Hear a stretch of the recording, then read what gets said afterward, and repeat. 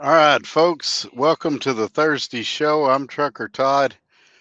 We had on Tuesday, I had three guests that canceled, so we had a lot of stuff that would have normally been reserved for tonight that we covered on that night, but we still got a lot of stuff we can talk about today. So we're going to do that. My good friend Tim is here. He said that he just got the notification. Yeah, I'm going to kind of stall for a second because we had like five people come in just right here at the end. So I'm thinking the notification just come out. But yeah, so that's where we're at there. I'm still in North Dakota. I'm picking up a load tomorrow that's in Minnesota going to Ohio. I'm trying to stay kind of close because I'm going to Matt's this year, as you guys know. Hopefully, I'll see some of y'all there. Road Scholars here. We was just talking about you the other day, Road Scholar. That you go to these gyms and work out every morning, and you usually park there and get a shower there. And I used you as an example about how that's really good. And my good friend 38M is here. I almost used your Challenger as the backdrop today instead of the brick wall, but I couldn't get it lined up in time before the show starts. So you never know. We may have it in the future where it looks like I'm sitting in front of your car. But yeah, I think it'd be interesting. I know you've done shows about it, but like you cooking on the truck and things like that. It's interesting because at one point in my life I weighed 312 pounds. I'm at about 245, 250 right now. So I still would like to lose about another 50 pounds. And it's a real struggle. Even at the time I'm doing this video, I'm sitting here eating M&Ms, which are not sugar free and are not good for you. But I was in the store just now and I thought, man, those look good. So Tim says he's in Katy, Texas, going to be in Kansas City tomorrow. 38M. He's booked till next Thursday. Yeah, I'm going to talk about that tonight because I got two people that contacted me this week, and it it's something that needs to be talked about because there's guys like me and Tim, and even the mayor who's also here, that we're doing pretty decent, but then you hear guys say I can't make any money, and so we're going to talk about that tonight, and I'm even going to put some stuff on the glass and let you guys see it. But before I do that, I want to talk to you about some other stuff. First of all, we're at roughly 4,900 subscribers. And if you guys could help me get to 5,000, it would be awesome. That's a goal that I've had for a few weeks now. And if you guys could help me get there, that would be great. Also, if you could give this video a thumbs up, that would also help me. But I want to let's talk about Swift for a second. And first of all, the NASCAR that we made fun of, it finished, I believe somebody told me 35th out of 37. So it didn't have a great day. I'm not sure if it crashed or if it was on hold waiting for on road to answer the phone, or if it kept slamming on the brakes every time they went under an overpass or what happened. But it did not fare well in that race. No, in all seriousness, I want to talk about Swift for a second. Um, I uh, I know I've been critical of them lately, but when they do something really good, I want to talk about that too. And this week, I had to get an oil change and I had to get a tire replaced. It needed to be patched, but it was not where the puncture spot was. It was not able to be patched, so I had to buy a tire. And on road was excellent, excellent. And so I need to give them some credit. It was at a TA, and it's a fairly new TA in Summit, South Dakota, and they were awesome there. And I did some selfies with some of them there and stuff like that. And they said they were going to drop by and watch this live. I don't know if they're going to catch it live or catch it in the replay, but That's definitely a great shop that I would like to go to again for future repairs. And the thing I want to say about Swift is on that oil change, I saved $120. And the TA told me that Swift and Landstar both have really good discount programs on labor at TA. Now, my last oil change I did with Swift, I did at a Love's, and I didn't receive any discount, or if I did receive a discount, it was really nominal. So that $120 was the largest discount I recall ever getting for an oil change. My good friend, who I was watching his video right before we came on, just did a $20. I guess they call those super chats. I'm still learning all the terminology. I really appreciate that, Joe. And I'm enjoying your video right now. For guys that hadn't seen it, y'all go check out Joe Winch Project TV. He's got a series called The Trucker or Trucker, and it's really, really good. And the mayor's here, my good friend James. I'm stacked about 2,300 miles through Monday and going home for a week. Well, there you go. So that's part of what we're going to get to tonight. Why do guys like Tim Back, who's at a different company, Brian Jess, me, the mayor, why do some of us do good and some of us struggle to get our miles? And we're going to talk about that tonight. And I'm kind of excited about it, to be honest, because I've got some numbers to show you. And I pulled these randomly. That's why we're going in this order. I want you to understand I didn't cherry pick a good week. I picked a week where I took a 34-hour break. I picked a week where I was in the shop for an oil change and a tire replacement. And I still did really well. So we're going to talk about that as well. Let's see. Jack is here. Glad you could join us, Jack. Let's see. My friend Tim Back uh, with a 1999. I'm going to call them super chats until somebody corrects me. I appreciate you both very, very much, and thank you for being here. And Tim, a lot of you guys don't know he's one of the guys I talk about. He's provided some really good advice in the past and things like that. He's an experienced driver and a good resource and has become a fairly decent friend as well. And so I really appreciate him. Let's see who else we got here. Been watching your videos, love the content and information. Hope you're having a great day. Yeah, you too, man. Thanks for being here, Jason. Hit the thumbs up to chat. We only have 2 right now. Yeah, I had another channel that they made some comments last week that their videos were doing as well as mine. And they were right. They were on the live. Like right now, I've got 22 in here, but most of my viewership is people that work and they catch me in the replay for whatever reason. Tuesday nights and Thursday nights don't work for them, but consistently they watch every week. We always end up in the 500 to 600 range. And so I looked right then when they said that. I was like, I'm curious. So I paused the video that I was watching and I went and looked. They had 147 views and I was at almost 600. So they can call that even if they want to, but it's not even. And like I said, they'll tell you that numbers aren't important. To me, they are, because that tells me that I'm putting out stuff you guys like watching. And so if y'all can help me get to 5,000, it'll be a really big deal to me. I ain't even gonna lie.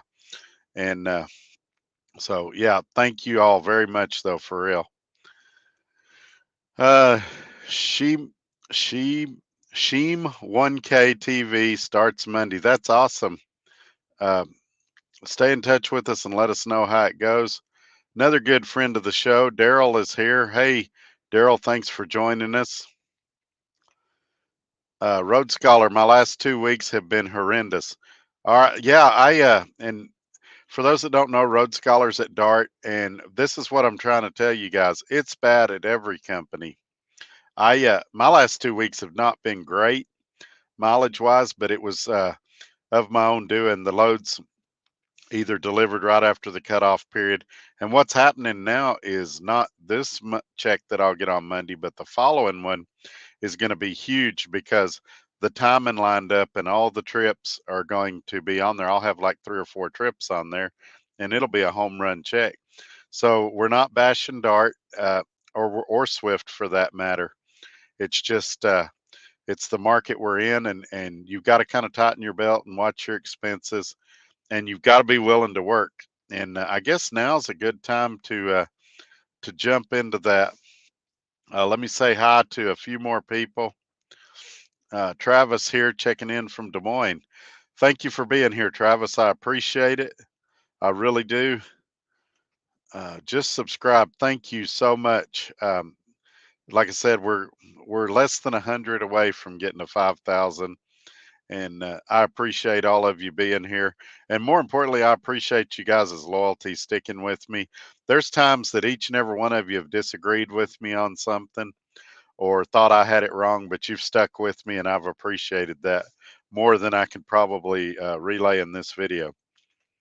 So Joe says this channel rocks. Speaking of people that rock, Joe is an excellent guitarist, and he puts out some really good content, well edited, high quality videos. And he came on the show, if you hadn't seen that video a couple weeks ago, and we've got glowing reviews from that one. People are wanting him to be a full-time co-host on here, and they're wanting him to maybe do like Trucker CFO and come on once a month. Some other people have said, and I would love that, and I think Joe would love that, but he works nights on Tuesdays and Thursdays, so it's not possible. Now, sometimes when I'm at home on a Friday and Saturday night, um, he may be able to come on. We may be able to do a special show together or something like that. And even some other YouTubers have told me they'd really like to have Joe on their channel as well. And so, or well, I say that it's a startup YouTube. They hadn't started yet. They're getting ready to start a channel, and they'd like Joe to be a part of that. So that's something I got to talk to him about one of these days. But yeah, he's definitely an interesting personality that people like hearing from. Anybody know if they sell large print safety motor carriers handbook? Don't have a clue. Don't have a clue. I can't get guys to read their contracts. So if guys won't read their contract, I doubt they're reading their safety motor carrier handbook either. But and I'll be the first to admit I hadn't read it. I've read bits and pieces of it, and I know generally what it says, but I haven't read the safety motor carrier's handbook either. It is slow even for local drivers, even us log haulers. Yeah, it's just we're in a crappy economy, and for a while the market analysts were saying they thought we were at the bottom and it was about to start coming up. Now they're saying it may stay this way a while, but the truth is nobody knows. And so you got to think in worst case terms. It's a good possibility it's going to be bad for a while. So you need to not be blowing money like a drunken sailor and watch your expenses and things like that. And speaking of that, I wanted to bring some stuff up. Had a guy that emailed me, and he's a friend of the show. He watches all the time. He said, Todd, I hadn't made any money in the last month. And I said, like I say all the time, well, send me a few settlements. Let me take a look. Let's see what's going on. And and there's actually been 2 of these. We'll talk about the other one too, because they're 2 unique examples that apply to a lot of people. And I'm not going to call them out by name. I don't want to out anybody, but because they're both great guys, they're both, they're not boneheads. They're really smart, but they just, for whatever reason, they're struggling. So he sends me his first or his last 4 settlements, which would be his first 4 settlements with Swift. Immediately, I noticed that on his first settlement, he had 517 miles, which I messaged him. I said, 517 miles, I can do that in a day. What were you doing the other 6 days? The next one he sent me, counting deadhead, loaded miles and all, had less than 1,000 miles. The third one he sent me had just over 1,500 miles. And the fourth one he sent me had 153 miles. And I said, well, I see your problem. You're not working. And I want to show you something before I tell you his response and kind of things like that. Let me see where I put that. This is a picture of my ELD taken this morning.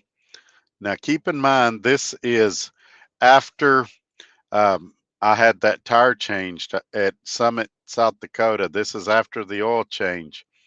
This is after taking a 34-hour break. Look what my total miles is in the last 8 days, 29.99. That my total drive time is 48 hours and 47 minutes, almost 49 hours. On duty time, which would be fuel and pre-trip, post-trip, is 341, and sleeper berth is 72.55, and off time is 50.44 or 50.41. I can't see it; kind of cuts off over there. So basically, those numbers I just read you for that other guy, what he did in a month, I did in a week, actually less than a week. And so, am I getting lucky? Maybe, maybe not. Am I making better decisions? Maybe, maybe not. So I asked him, I'm like, why are you not working more? Are you taking that much time off, or do you not know how to set your ETAs, your PTAs? What's going on? He said, I've been in the shop a lot. Okay, folks, if you're breaking down, you got to know that's going to affect your bottom line. And this is why I tell you guys, you need to have $5,000 to $10,000 saved up before you start a lease. And this is actually why I tell you guys, I think most people doing a lease shouldn't even be doing a lease, because if you're living paycheck to paycheck and you're spending every dollar that comes in, then these breakdowns really, really hurt. And so I didn't write down the amounts of his checks off his settlements, but most of the time he was in the hole or getting like a really small check. I mean, like under $100. And I'm sure at home it's creating stress and drama. The wife's going, "You're gone all the time and you're not making any money. And you said we were going to make this if you did it." So that's the first guy. The second guy sent me a screenshot that really didn't show anything except his net take home, and he goes, "This ain't good." And so I start looking at it real close, what little information I could see, and based on his miles versus his revenue, I said, I don't think they've got your fuel surcharge on there. I said, they usually put it on either Tuesday evening, Wednesday. Every once in a while it'll be Thursday, but usually Wednesday afternoon you can look on there and see what it is with your fuel surcharge. And I said, send me your whole settlement so you could I could look at it. Of course, he never did that. And so the thing I want to say about that guy is you can't just be like a company driver and scroll to the bottom of your settlement and say, all right, this is what my take home was this week. It's either good or it's either bad. You've got to look at the numbers. They don't just magically appear there. They come from somewhere. And he should have caught, and I'm not beating up on him either. He should have caught that his fuel surcharge wasn't on there yet. There's a difference between reading your settlement and semi understanding it, knowing, all right, that's my truck payment, that's my insurance, and understanding it. And if you don't understand, oh, my fuel surcharge isn't on there, it's nothing to be ashamed of. We all got to learn, but get with somebody, me or somebody else you trust, your OOC, and get them to walk you through line by line what everything means, how to read it, so that you know what's coming out, when it's coming out, how much it's going to be, so that if there is something wrong, then you can catch it and get it corrected quickly. When I worked at Roadrunner, I was sitting down with one of the higher ups, and he's not there anymore. And I forget what the percentage was. Seemed like he said 73% of all their drivers didn't even read their settlements. And so I think that's a lot of the problem right there is guys don't read their settlement, just whatever they put in the bank, that must be what it is. And he said one driver told him, well, I should be able to trust the company I work for. I shouldn't have to audit them every week. And in theory, that's right. But the thing you got to remember, especially at a big company like Swift, and I want to say before I get into this subject, Swift has one of the best payroll departments I've ever dealt with it at any company. If there's a problem, they fix it quickly. And I rarely have a problem with the payroll department, which it'd be the settlements department at Swift. But they're human, just like you and I make mistakes. They make mistakes, and you could see a double fuel charge on there. Maybe they forgot to pay you for an extra stop or some detention pay, and so you need to be looking at every settlement and making sure that your money is right. And if you don't know how to do that, you need to get with somebody that can teach you how to do that. What, like I said, whether it's me or somebody else, if you think I'm full of baloney, that's fine. Get with somebody that you trust. And let's see what.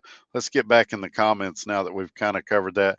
I was real uncomfortable talking about that because I like both of those guys a lot, but it's just we've all got stuff we need to work on, and I've got my fair share of things. And sometimes on here, I'll poke fun at myself and talk about things I need to work on as well. I've by no means arrived, and I've still got a lot to work on too.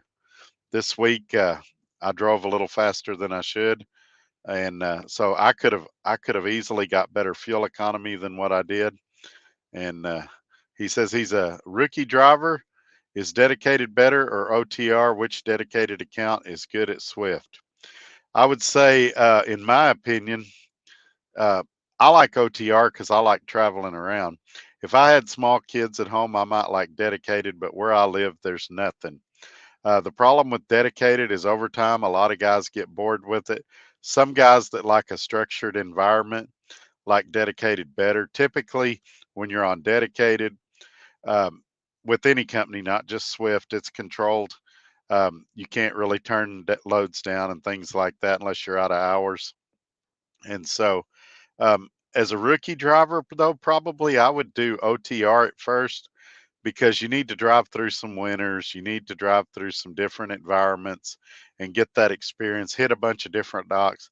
I shouldn't say hit docks, back into a lot of different docks and get that experience. I would do OTR for at least a year and kind of get your feet wet and learn as much as you can about the industry because you never know what you're going to do in the future. And Swift has a lot of dedicated opportunities. As for which one's the best, uh, again, it depends where you live. There's a lot of people that like the Walmart dedicated accounts. There's a lot of people that like the Target dedicated accounts. I've done a few runs on the Costco dedicated accounts. They're not bad. It that's the great thing about trucking. There's so many opportunities that you can do whatever you want to do. There's somewhere in the country, there's somebody doing pretty much exactly what you want to do. And you just got to get that experience and build those relationships. So when those opportunities come up, that you're qualified and ready to go. Are we going to have another 3 to 4 hour night like Tuesday? That was fun. I'll be honest with you. I hope not. It was fun. And in my opinion, it was one of my favorite ones I've done so far. But I drove all night after that till 5:30 in the morning. And I talked on the phone that entire time too. So I had a sore throat. I felt miserable. Right now, I've had 3 hours of sleep, and my load picks up tomorrow at about 3 p.m. So about 3 hours away. I don't know if I'm going to drive over there tonight or if I'm going to sleep and get up in the morning and go over there. We'll see how late we go tonight and how I feel at the end of it. But it was fun. Shannon called me after the show and we had a good talk. And it was fun playing that game trying to guess who he was. But in my defense, I hadn't talked to him since like December 17th. And I really do a ton of calls every day. So if I don't talk to you for a couple of months, uh, I may remember bits and pieces of the conversation, like the party brought up. I go, oh, yeah, I remember that. But I may not, I thought his truck was red, it was purple, and he ended up not getting the purple truck, getting a different truck. But yeah, he's a great guy though, and he's always afraid to call me because he knows I'm busy. But I always enjoy talking to him when we do get a chance to talk. Road Scholar is another one with a really good channel.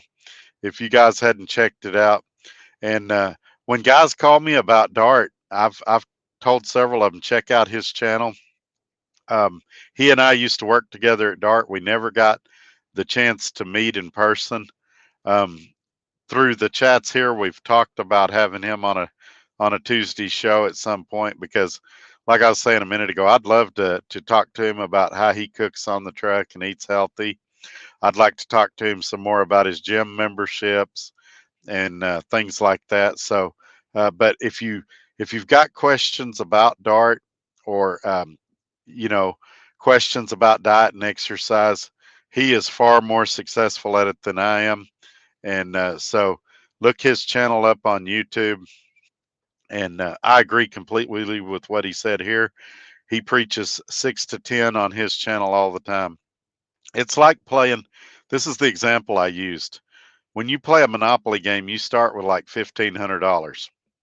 If you were to start that Monopoly game with $10,000, your odds of winning that Monopoly game would go up a lot. And it's the same thing in doing a lease or being an owner operator. If I have guys that they start leases with $200 and they might make it if they get a good truck and they hit the ground running, they might be able to save up some money and make it. But they break down on their first trip and the shop says, oh, it's going to take 3 weeks to get parts. They're screwed because they don't have hotel money. They don't have food money, things like that. They can't rent a car and go home, come back. Now, they may get a loaner truck from their company, but let's face it, right now, a lot of companies, you might wait a couple of weeks for a loaner truck. And so you're borrowing money from the company, you're advancing money, and then you're digging yourself out of a hole. And at some point, the company goes, well, we're not going to give you any more money. And so it's just, you don't want to get yourself in that position. When you start this monopoly game of truck leasing, I hope I don't get copyrighted for saying monopoly. But when you start this deal of truck leasing, start with as much money as possible. I tell you guys 5 and nobody does it. Road Scholars tells you 6 to 10, and I bet he'd tell you almost nobody does that. But the truth is, I think Road Scholar would agree with me. If you could start with 50,000, you'd be better than if you started with 5. And if you could start with 100,000, you'd be better. So people always ask me, how much money do I need to save in my maintenance account? And I always tell them, as much as you can until you get to the point where you've got enough money in there that you could walk into a dealership and pay cash. You need to keep saving because anything could happen. I had a friend that was driving his truck in California and it burnt to the ground while he was going down the road. He barely got him and his dog out. And so, how much money did he need to have in his maintenance? Well, at least enough for his insurance deductibles. And so that's, and probably, if the insurance can prove that he was negligent in some way, they may not pay and he might have to completely replace his truck. So just something to think about. I'm not trying to scold anybody in here or beat anybody up, but you have to. I can't tell you how many times I've told people this week. You have to run it like a business. It may not feel like a business because you've got the company kind of holding your hand and making sure they've got the training wheels on to keep you from falling on your face. But you're running a business, and the more you treat it like a business, the better off you're going to be, in my opinion. And I think Road Scholar would agree with me on that. Got to go. I'll try to return. All right, Daryl, have a good one, man. The mayor agrees with me about Swift Payroll. Yeah, they're excellent. And since we was talking about Dart, I had pretty good success with Dart Payroll. Roadrunner was awful. Uh, Terrible at Roadrunner, but Dart and Swift both had decent payroll departments. I check my settlement every day to make sure the trips and any extra pay is on there. If it's not there today, double check tomorrow and call them if it isn't. Anyone can make it. Exactly, exactly. And Swift told me sometimes it can take 24 hours, like you were saying. So give it a day or two. And if you don't see it on there, make a note of it in your notepad and call somebody, your OOC or the settlements department. And don't be a butthole. Just say, hey, I was supposed to see this on here. I don't see it. Are you needing additional documentation? Is something wrong? And get it fixed. Don't wait. That's one thing I really liked about Dart is you got paid after every trip. So it was easy to audit your settlements and get that stuff fixed. And Swift's payroll works pretty well too. But there are companies that hold your check for a couple of weeks or 3 weeks. And one of them that comes to mind is Hurricane. I've seen several videos where they say they hold your check 3 weeks. And it's real hard to remember what you did 3 weeks ago unless you took really meticulous notes. So just keep that in mind. Terry, my friend Terry's here. Hey, Todd, just got here, never got the notification, man. What did I miss? We were talking about a couple of things. I went to Summit, South Dakota, and had an excellent experience at the TA with an oil change and a tire replacement.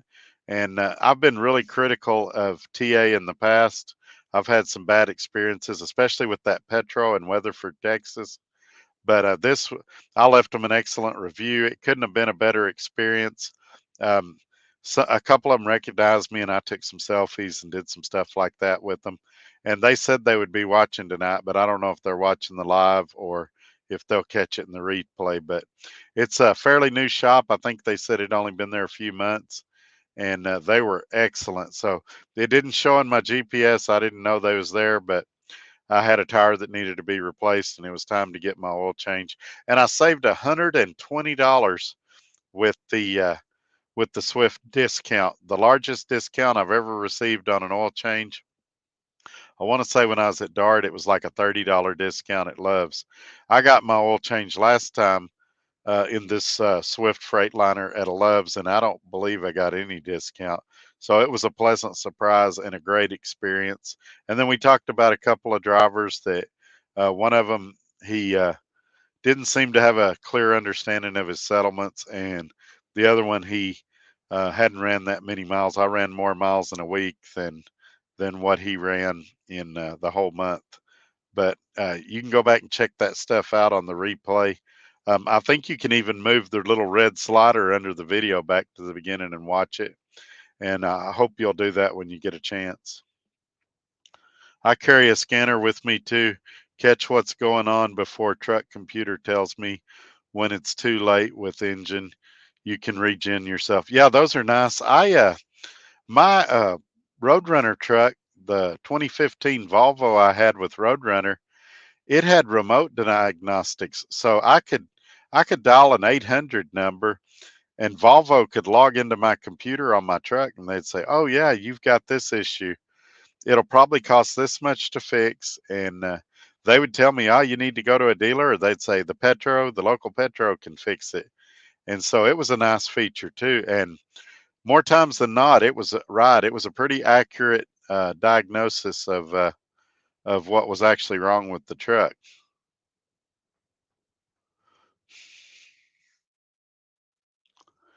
Mr. Salamanca is here. Good afternoon, Mr. Todd. Glad to see you again.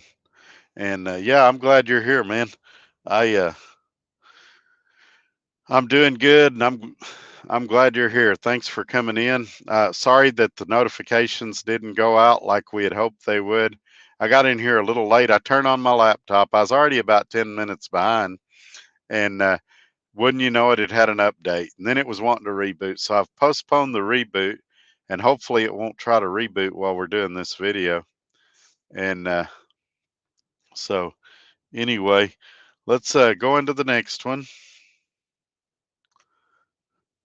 If the wheels ain't turning, you ain't earning. Yeah, exactly. And I don't know why some guys think they can be, and I'm not picking on these two guys. I like both of them, but there's a whole class of, I was in the restaurant eating earlier, and me and another guy was talking, and he had met a guy out in the parking lot that was complaining about he wasn't getting any miles. And another guy called me and said that he was uh, at a terminal in the driver's lounge, and this guy was telling him how bad things are. And I said, well, that's why it's bad for him. He's in there complaining instead of out here working. It's if you lay around and wait for, and I'm sure it's this way at the other companies too. If you lay around and wait for the company to send you something or do something for you, you're gonna starve to death. You got to be in there, not being a jerk, but you got to be in there talking and making deals. Hey, I realize you don't have any freight today. Have you got some local work can do? Do you need some trailers spotted? Something to keep your revenue going. Maybe you need to start a YouTube channel and do like I do and have several streams of income. I mentioned in a video recently, if Swift called me tomorrow morning at 8 o'clock and fired me, I'd still be okay. If if these guys that try to get me struck off YouTube succeeded and I got kicked off of YouTube, I'd be okay because I can drive a truck and I can run a YouTube channel. And so I've got things like that. And I get all kinds of offers and opportunities all the time. I'm sure you could guess. There's a there's a car lot in the Lubbock area that told me they'd fire somebody if I wanted to come sell cars again. And while I would feel terrible about that, it's a big compliment to know that the door's always open and I could go back to selling cars. Hey, and maybe, and it's nothing bad about Swift. What if my health got bad and I needed something else to fall back on? I could still make YouTube videos and I could go sell cars. Or if YouTube, if I got burned out on it and decided I didn't want to do it no more, I could still drive a truck. And so there's a lot of stuff to that everybody needs to think outside the box and trip plan their life and their financial future and figure out how they're going to survive. Because if you can thrive in a tough time like this, then when things get good, you're going to be even better. And that's what we got to do. Sitting in a truck stop complaining doesn't help your situation and it doesn't make things get better any faster. Good friend Ted is here. Hello, sir. Hope all is well. Yes, sir. Thank you for being here. Road Scholar agrees with me again. You guys go check him out. He doesn't do, and Road Scholar, correct me if I'm wrong, he doesn't do a lot of dark content. He does a lot more of diet and exercise and things like that. But occasionally he'll put out a video about dart. And the thing I like about Road Scholar is he's very honest. So like he said earlier in the video that he's had a horrendous week or horrendous couple of weeks. He's not going to blow smoke up at you just to get you to go to Dart and him get a referral bonus. Now, he would appreciate your referral bonus if you go there, but he's going to be a straight shooter with you. And so you guys go check him out if you hadn't done that. He's got a nice thing going over there for sure. And I don't know why Road Scholar does not have a wrench. Road Scholar, you're now a moderator. If you see anybody say anything that you think's out of line, feel free to put them in timeout. If you think it really crosses the line and you need to block them, that's okay too. But you're a good guy, so I think you need a wrench. And I really appreciate you being here tonight.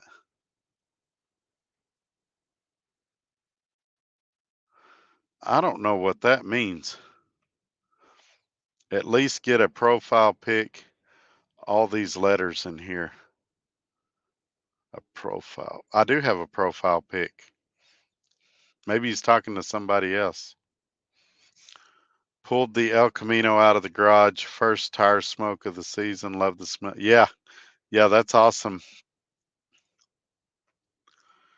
601 Trigger. Still hadn't pulled the trigger because I want to get over 10,000 before I do. I'm close.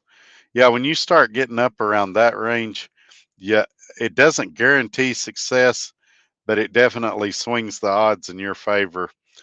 Because if your truck broke for 2 months, you've probably got enough you could survive for 2 months.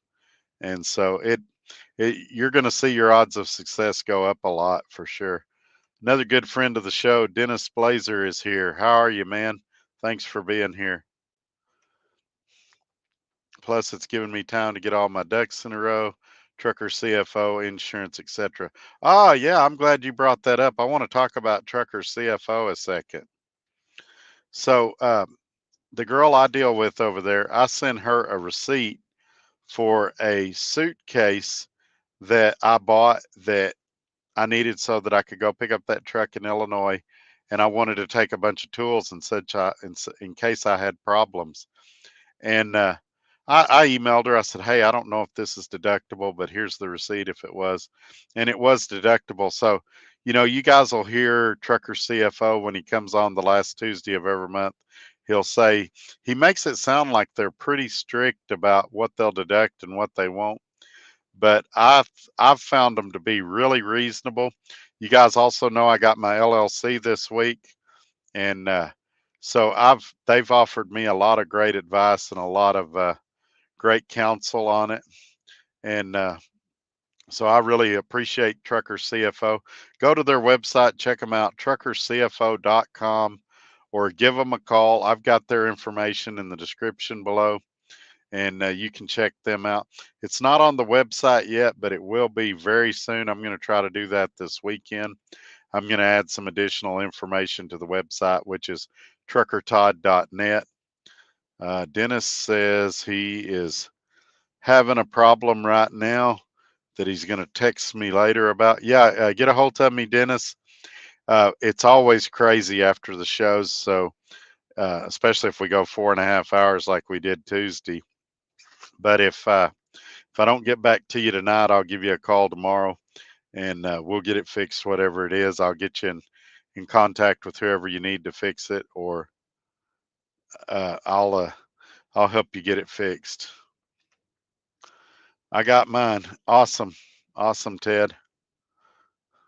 Also, you guys, when y'all call Trucker CFO, tell them that you heard about them on Trucker Todd, because that makes them want to come on and do my show.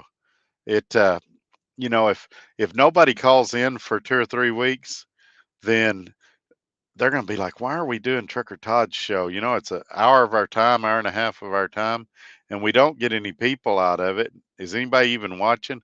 But when you guys call and say, hey, I saw you on Trucker Todd, they're going, okay, it makes sense to do that show. That's just one more way you guys can help me out when you call these people that I talk about on here. Um, a lot of you are so worried that I'm going to get a commission or make an extra dollar here or there. And while that is true in some cases, sometimes I do make money off these things. Sometimes I don't. I don't make anything on the OIDA insurance. It does help me. It does make people want to deal with me. It make them want to sit down with me. Makes them want to take my phone call when you have a problem and you need some help. And just like Dennis has got an issue that he's going to text me about later tonight, I'll be able to help him, and I think he knows that because they know that I got a lot of people that watch me, and so that's what I'll say about that. But I appreciate each and every one of you for sure. Even those of you that hate me, not going to bash anyone or anything on your feed. Yeah, I appreciate that. I try not to call any names out on here positively or negatively, but I think I know who you're talking about, and I'll try to help you with it for sure. Jojo says he drives 3,000 miles every week. I won't say I get it every week, but I'll say I get it more weeks than not.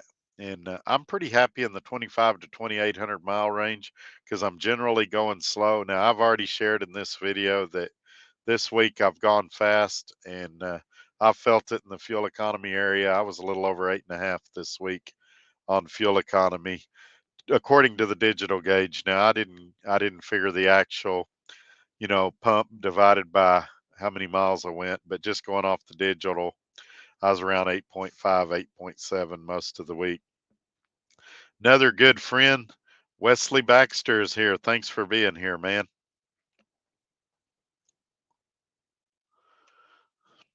I would love to start a YouTube channel. A lot of people think that. It's gave me a lot of opportunities, and it's been a blessing to me, but it's a grind. The first couple of years you do it is really, really tough. You don't make any money. You get a lot of criticism, and so it's a grind. And once you get going, then your phone rings constantly, and you say, "Well, I'll just ignore the calls." Well, then people get frustrated and they quit watching, and that's why some of these people experience, their channel dying and things like that. Because I mean, pick your YouTuber. I'm not throwing any names out there, but I can think of many YouTubers that I've sent them a message and I never heard anything back. and they want me to watch their videos. But if I have a question, especially if it's a technical video like computer or electronics, you send them a message and you never hear anything back. And so just be prepared. You got to have thick skin. Be prepared for people to say horrible things about you. If you involve your family anyway in your channel, be prepared for people to say horrible things about your family too. But if you've got thick skin and your family's got thick skin, and you can help a lot of people, but it's just, it depends what your motivation is of why you want to do it to begin with. But a lot of people think, oh, you just make a 10-minute video and that's all there is to it. There's editing, there's uploading, and you need a pretty good data plan. I currently have 3 phone numbers spread across 2 phones, and I've got 3 more phones in the sleeper as backups in case one of them breaks. I've got a almost $2,000 laptop. I mean, there's a lot of expense, and you don't have to have those things in the beginning. But the larger your channel gets, the more investment you're going to need to make. Anymore, humans don't sell cars. Cars sell themselves unless it's a used car lot. Yeah, I mostly like doing used cars. I hated selling new cars, and I saw the other day that they're trying to squeeze dealerships out and just have you buy directly from the manufacturer type deal. That's probably a few years away, but I enjoyed it. I never felt like I was screwing anybody over. I felt like I was helping a lot of people too. And I had customers that buy me Christmas presents and all kinds of stuff. They'd run up to me in Walmart and give me a hug and thank me, because I really tried to help the people that I dealt with, and I got tons of referrals out of that. As far as I'd sell somebody a car and they'd bring their neighbor in or a family member in, the next week.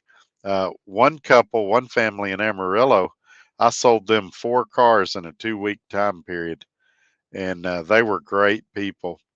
And so I enjoyed it. I don't know that I'll ever be able to do it again. You guys know I'm getting older. My wife's had some health problems. I've had some health problems. And so I need a good, steady income. And car lots are feast to famine. One week you're rich, and the next week you're broke. And you've got to save. And it's just a different life. It's long hours. And a lot of nights I was at the dealership, especially when I sold new, till 10:30 at night. And so I don't know. I enjoyed it when I did it. It was a lot of fun, and I've made some good friends there too. But it would be more of a deal if I got to where I could never drive a truck again for health reasons or something like that. Maybe I will eventually. I have a lot of content to give more. Do not in the trucking industry. Ah, okay. Yeah. Also, that's another thing. If you guys got ideas for shows that you want me to do, shoot me an email, and I may do a recorded video on your suggestion. Also, if you guys have somebody you'd like to see on the show, reach out to them, give them my email, tell them to contact me.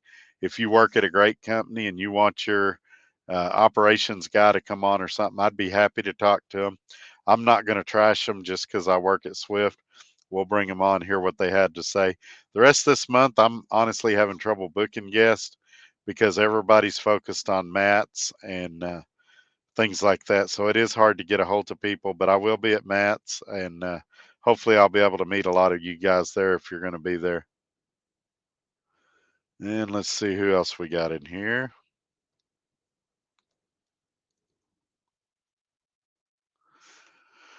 Oh yeah, just look at all the babies crowding in every truck stop and rest area as soon as the sun goes down. Yeah, last night it was dangerous on the highway because it got a little snowy, got a little icy, and you do need to slow down. I was doing about 35 or 40 and I was fine.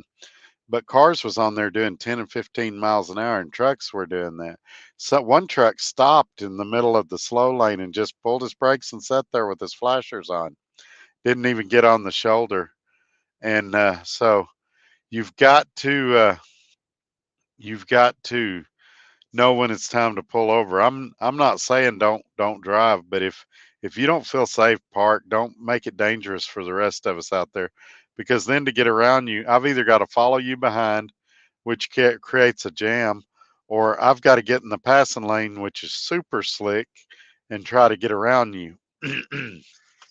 And so, man, I'm already losing my voice again. Let me take a drink of Coke Zero.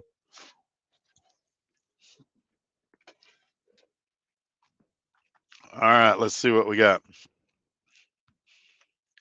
He might still be learning. Maybe. Most guys stop too much and don't understand from time to time. You start too slow to get out of the road and go to the truck stop. You will lose an hour or more depending on what you're needing to do. Yeah, you wouldn't think so, but you pull over to get a fountain drink at your favorite truck stop. It's 45 minutes from the time you hit that exit till the time you're on the get on ramp. By the time you park, walk inside, and I know some of you park in the fuel island, and that saves you a little time. You go in there and take a shower and order you a pizza. But generally speaking, it's going to take you 30 minutes to an hour. And you do that 2 or 3 times a day. And then all of a sudden you can't drive 11 because your 14's running out. Whereas if you just run, say 6.5, 7 hours, stop for 30 minutes, and then run the rest of your day out, you'll have an extra 2.5 or so hours each day. That's how I'm able to do these videos and stuff. I just manage my clock really well. And what they call that is compression. It's getting the maximum amount of work done you can in the shortest amount of times. Here's another great idea that a lot of guys don't think of, and I'll tell you why this is a great idea. Drive nights so I don't have to deal with these jokers, but it's sad. Also, driving nights is easier on your truck because typically in the day it's hotter. So driving at night is better for your truck, in my opinion. I'm sure some guy's going to make fun of me and tell me I don't know what I'm talking about. But just think about your air conditioning and stuff. It doesn't have to work as hard at night. Your engine's not having to try to cool the engine as hard at night. And so running nights is good. That was my secret at Roadrunner, actually, because a lot of the loads would be ready at like 2 or 3 in the morning. So I found myself running a lot of nights, and it got me through the big cities a lot quicker. So I'd run 42, 4,400 miles a week. Now I was driving fast there, but again, it's a different pay structure there. And you have to adjust your strategy to where you're working. Um, at Swift, it makes sense to go slow and try to maximize your fuel economy. If I went to another company, it might make sense to run 75, 80 everywhere I went. Just depends on where you're at.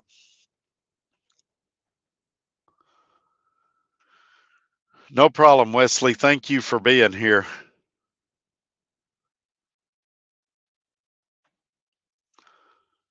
You're right, Tim. I just noticed that. I go through these comments so fast that sometimes I don't pay as close attention as I could, but it does do that. It puts a letter for the first name, and sometimes it's trolls, but a lot of the people that are commenting tonight, it's just people that they had never taken the time to put a profile picture in there.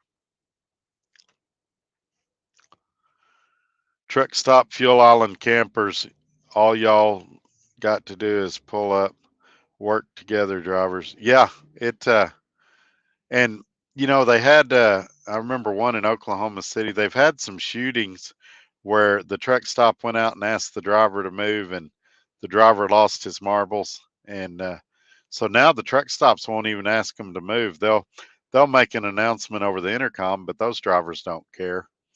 And it makes it a real pain if you're coming in on fumes and you need to get fuel, which none of you should do. But let's be honest, it happens sometimes. And it's inconsiderate, and that's been the biggest change in trucking over the years, is that people are just inconsiderate. You're welcome, Road Scholar. I hope you get a bunch of subscribers out of this. You're doing good work over there, man. Like I say, we're going to get you on here one of these days and let you talk about that stuff because it is interesting. He also, another thing I want to say about Road Scholar, he does a lot of financial advice, and he's not a truck stop accountant, but he has some good advice regarding investments and things like that too. It really is a good channel, and he's pretty responsive too to his viewers. So if you got a question, go over there and shoot him a message, and I'm sure you'll learn a lot. I've learned a lot watching him. Okay, good deal, man. I'm headed to Wisconsin. You and me may crisscross then. I'm depending on where you're at right now. I'm in North Dakota. I'm going over to Minnesota and picking up a load that's going to Ohio. And I hadn't routed it out yet. I route my stuff one leg at a time. And so I don't get myself confused. I keep it pretty simple. But I know how I'm getting to Minnesota, but I don't know how I'm getting to Ohio. I haven't looked that part of the trip up yet. I hate when bobtails take up a full spot instead of taking bobtail parking. Yeah, but some of these truck stops just have 4 or 5 bobtail parking places. What I hate is when cars will park back there. And I realize it's local guys that leave their truck there, but they could park their car up front and it would save a parking place, but they're wanting that spot to be there when they come back. And I really don't like campers parking there because like at the Flying J's and stuff, there's places for them to park up there. They can go to a campground and they're not logbook regulated like we are. They're not going to get a violation if they go over their stuff. I may be missing some comments and stuff because some of this not making sense, but I'm trying as best I can to get it all. Sometimes they don't all come through. Dennis says, dude,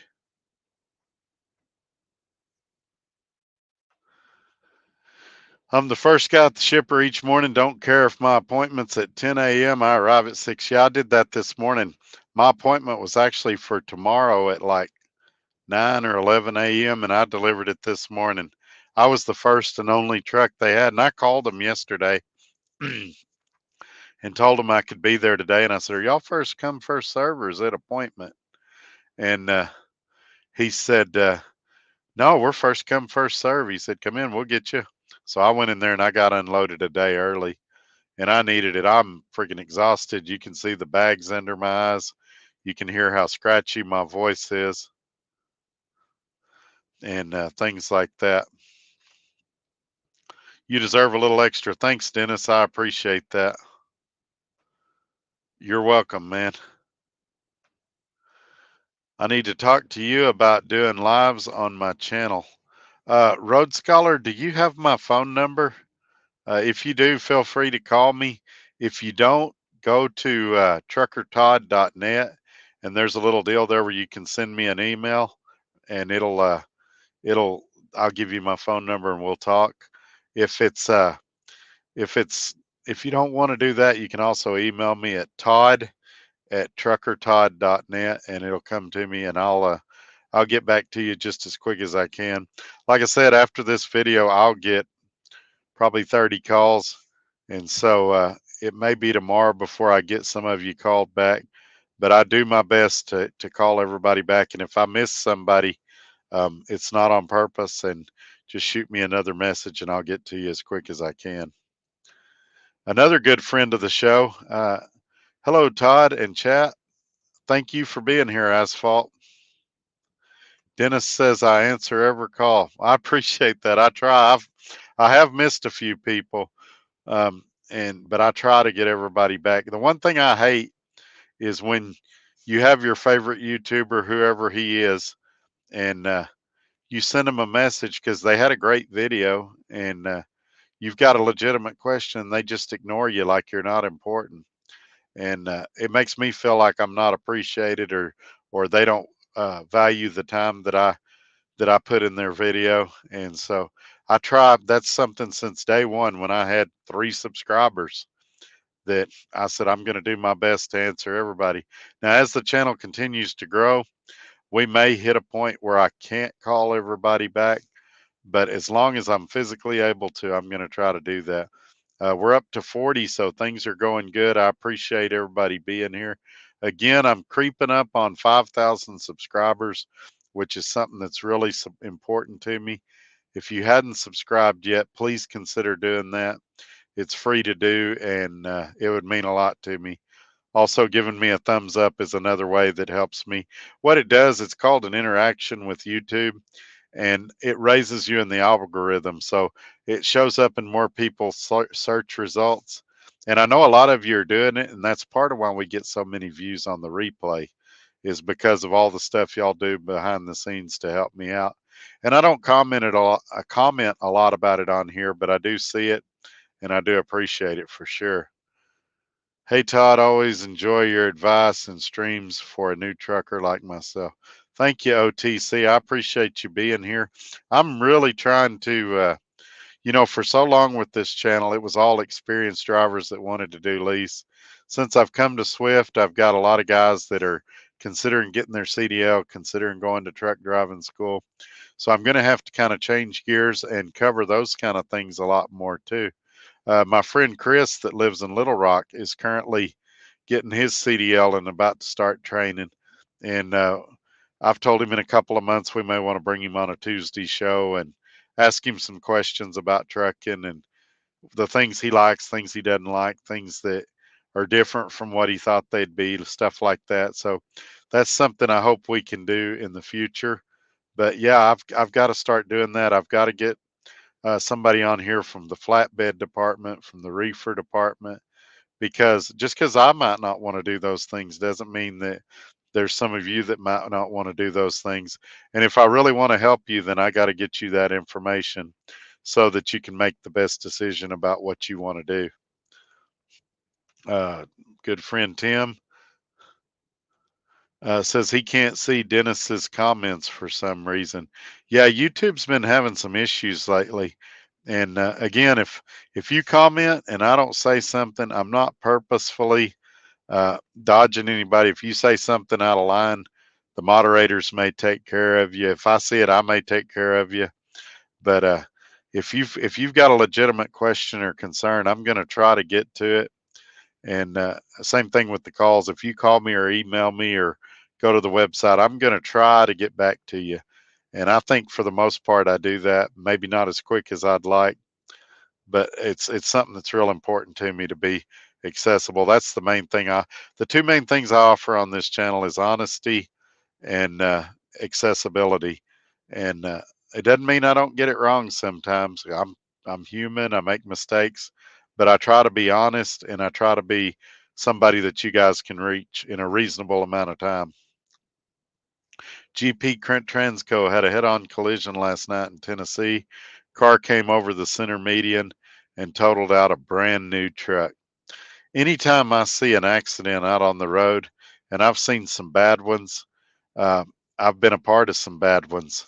Not me personally. Let me explain that a little more. But I always wonder, did everybody make it out okay? Because somewhere there's a family that's grieving if somebody didn't make it out. But when I worked at Swift before, uh, I saw some horrible accidents down on 10, where 10 and 20 come together in Texas. And I mean, one where somebody was partially decapitated. And I used to have real bad nightmares about some of the stuff I saw. And so I I still don't like to see accidents, and I still always wonder about the people. But I saw some stuff out there that I'll honestly never forget. And so I could tell you some stories. And one of these days, if one of you gets me on the phone, I may tell you some of them. But on here, it's just not the appropriate place for me to tell you some of the terrible stuff I've seen.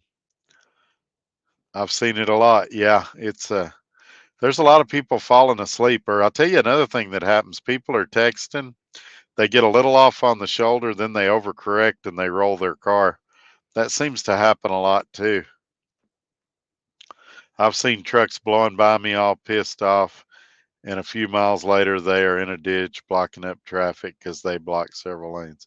Yeah, I saw a truck the other day that we was down to one lane because we were going through construction, and he got over on the shoulder and passed me and another truck on the shoulder in construction.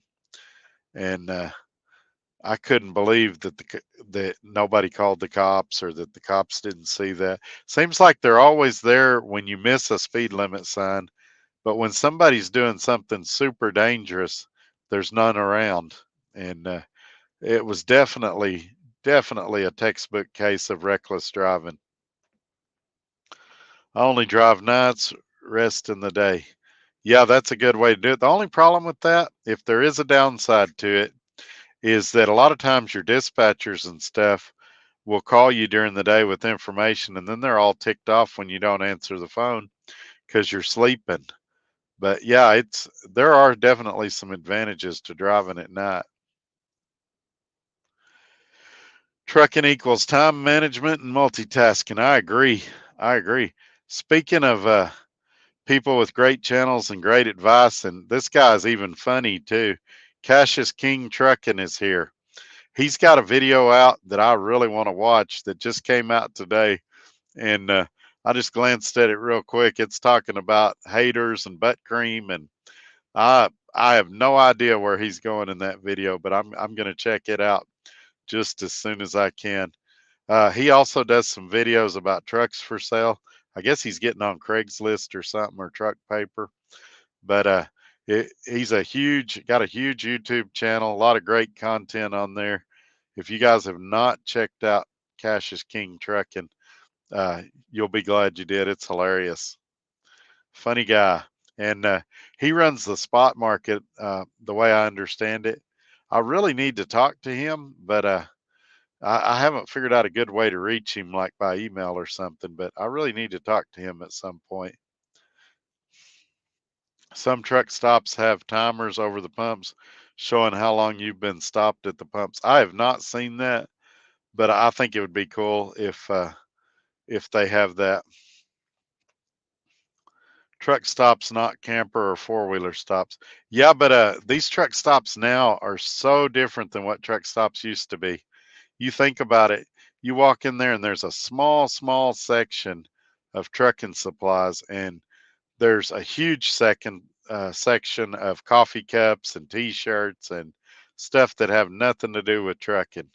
And so yeah, I guess it's the way we're going. And now that BP's bought TA and Petro, who knows what they'll be like now. But that one I stopped at in Summit, South Dakota, you guys would really like that shop. Dennis Blazer said nice.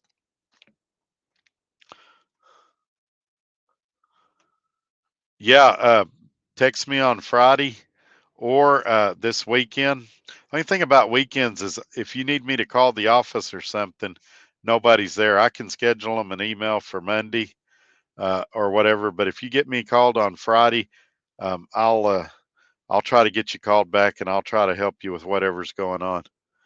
My good friend Daryl made it back. Thanks for being here. I'm glad you was able to come back. Yeah, and that's why I did that video earlier this week.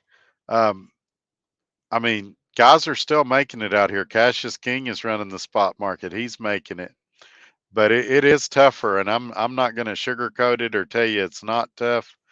But that's why you guys need to diversify, and you need to be involved in other things besides trucking, so that you've got other revenue streams coming in. And if you're not in a position where you can do that right now, try to build some relationships with brokers and stuff that you use regularly. And I know Landstar guys are famous for this, and they call their brokers agents. But they'll find two or three agents that they really like, and when something good comes in, that agent will call them and say, "Hey, you want this load?" And that's what you got to do. If you're just going to the big broker apps and looking for loads, yeah, it could be tough right now. But if you could get to know somebody there and build a relationship, and it applies to Swift too.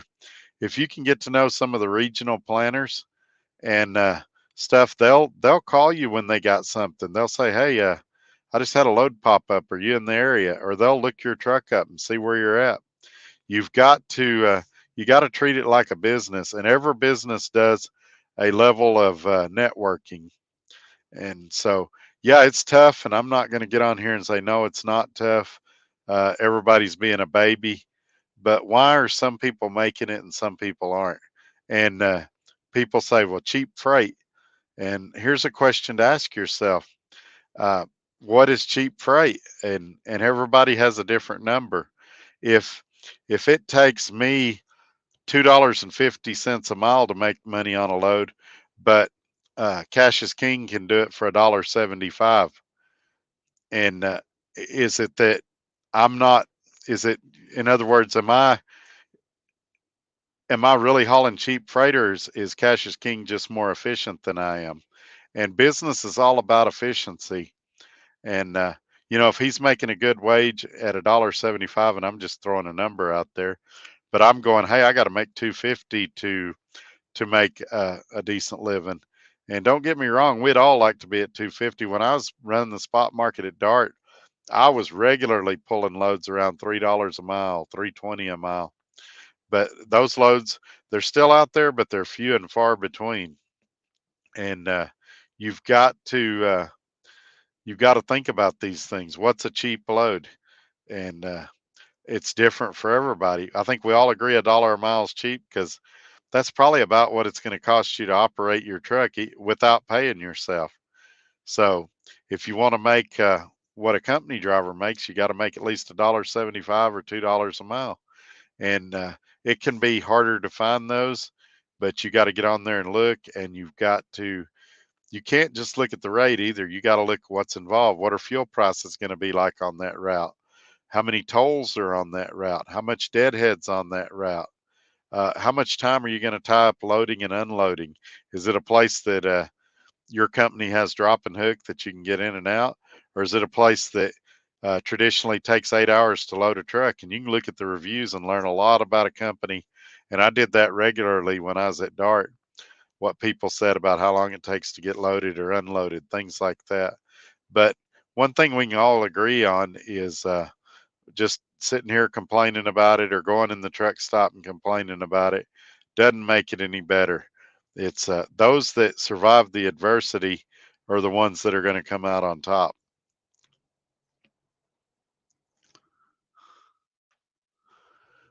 Finally unloaded and parked at Cubby. Awesome. Awesome. That's good, man. When one going to buy or lease a truck, you got to know your drivetrain ratio too. Find that sweet spot in the RPMs. Yeah, exactly. Exactly. One thing that I've always hated that companies say is they'll try to generalize and say, well, all trucks get the best fuel economy at 62 miles an hour. That's not necessarily true. It depends how the truck's set up, what kind of trailer you're hauling, what part of the country you're running. There's a lot of factors that go into what the sweet spot is. And there's not a general all trucks get the best fuel economy at 65 or 55. It varies from truck to truck, and even from year to year. You can have a Freightliner that's 4 years old and a Freightliner that's brand new, and their sweet spots can be totally different. And so you have to do some research and some tinkering to figure out where your truck performs the best at. You want the best mix of power and economy so that you're not legging, but at the same time, you're not blowing it all out the stacks either. So let's see what else we got. Dennis says, sorry, man. I know that, but rates have plummeted. Yeah, that's why I left the spot market. Well, one of the reasons I left, and that's why I like my mileage contract at Swift right now. Doesn't mean I'm going to do it forever. Hey, there could be a war breakout in the world tonight, and freight rates could double tomorrow morning. And if that were to happen, you'd see me advocate to Swift, hey, I want a percentage contract.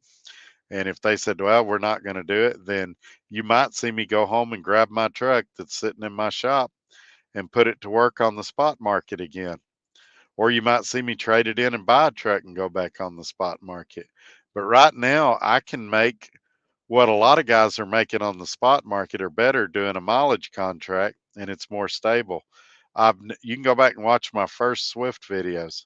I never said that I was going to work here for 30 years. What I said is right now it makes sense. And the second it doesn't make sense, then I'll go do something else. I get offers every day. And that's how you got to be. So many guys are so set in their ways that, oh, this is always the best. And nothing's always anything. There's always exceptions to the rule. And you just got to find out what works for you. If you're happy with how things are now, and it sounds like you're not, it sounds like you're frustrated with the rates, then what can you do to change that and improve your situation? And that's what you got to look at. The companies that pivot the fastest are the ones that come out on top. That's part of the reason, talking about cell phones a few years ago, that's part of the reason why T-Mobile took off like it did, because T-Mobile could pivot. They were smaller.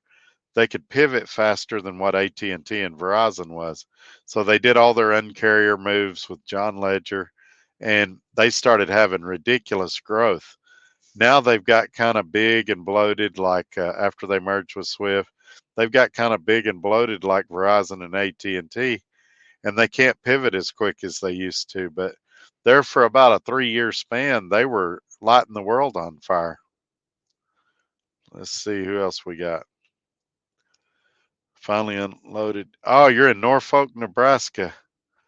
You're not too far from me then. One of our Swift trucks got hit from oncoming traffic. I think it was a Crete truck. Oh, that's terrible, Pablo. Where'd that happen at?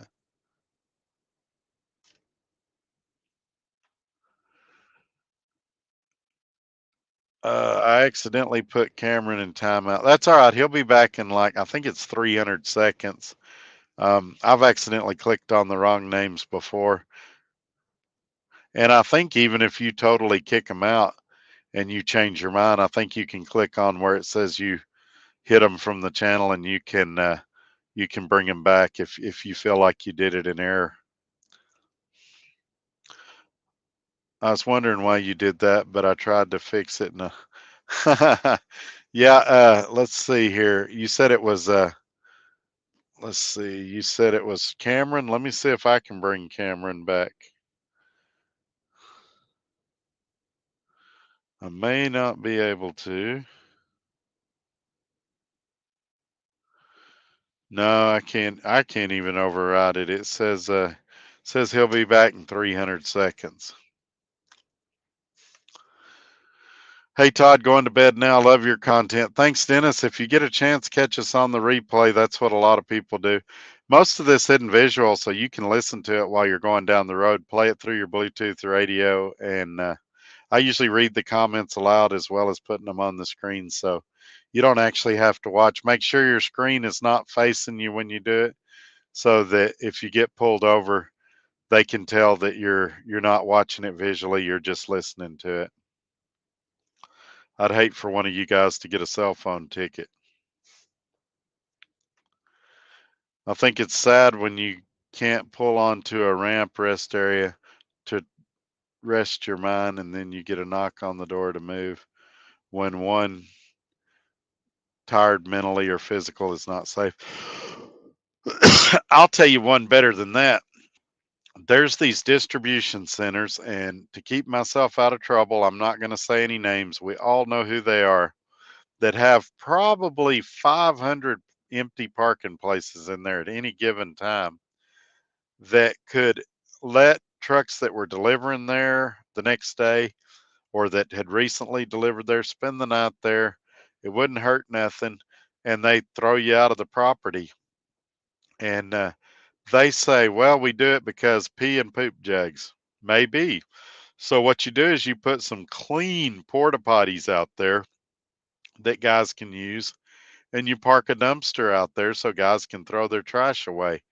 It's not rocket science, but they want to treat you like third world citizens or something.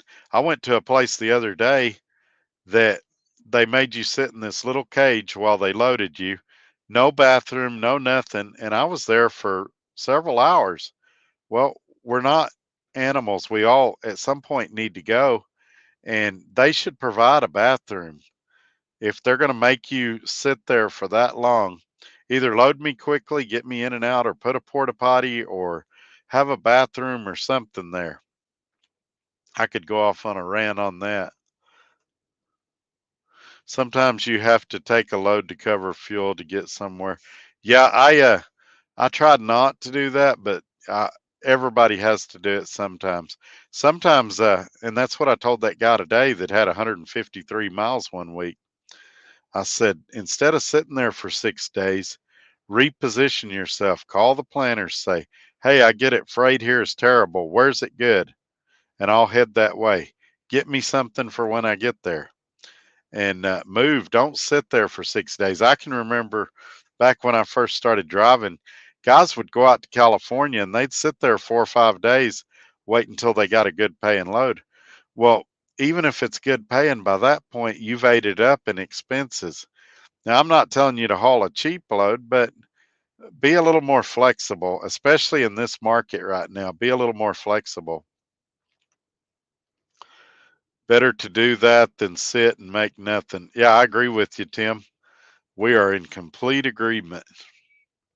I will go anywhere to make money, but I will make sure I'll be able to leave out the same day or the next day. Yeah, and I told a guy that today.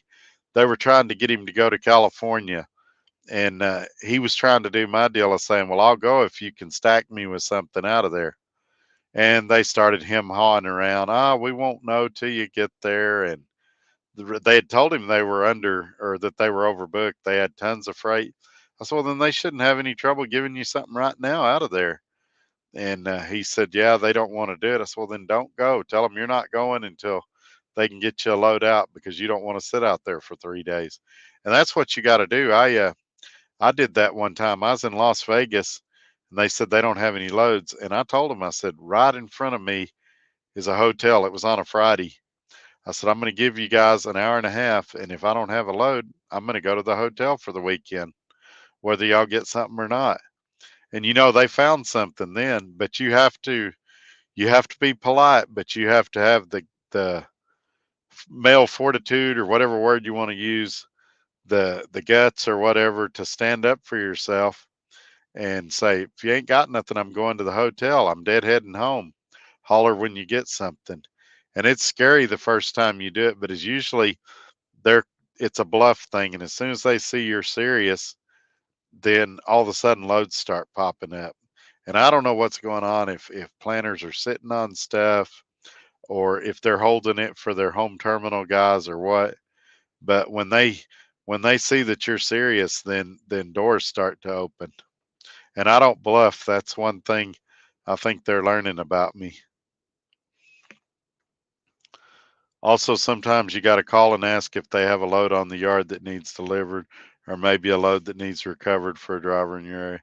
Yeah, that's what I was talking about earlier. Walk in there and do a local load. Everybody hates it, but the one thing it does while you're doing that local load, it puts you at the forefront of their mind, and so you're usually going to get something good after that. They're going to realize you did them a favor, and it's just a strategy to try. Anything you can do to make money is better than sitting. Yeah, I agree. Unless you're getting low in hours, and then it might make sense to take a 34. If you're only getting 2 or 3 hours back tomorrow, 5 hours back the next day, then rather than use that 7 hours, it might make sense to take a 34 and get all your hours back so you can run hard. That's part of the secret of the deal I showed earlier when I showed my 8 day. There was a 34 in there and even a breakdown, but I got back all my hours and then I could run hard.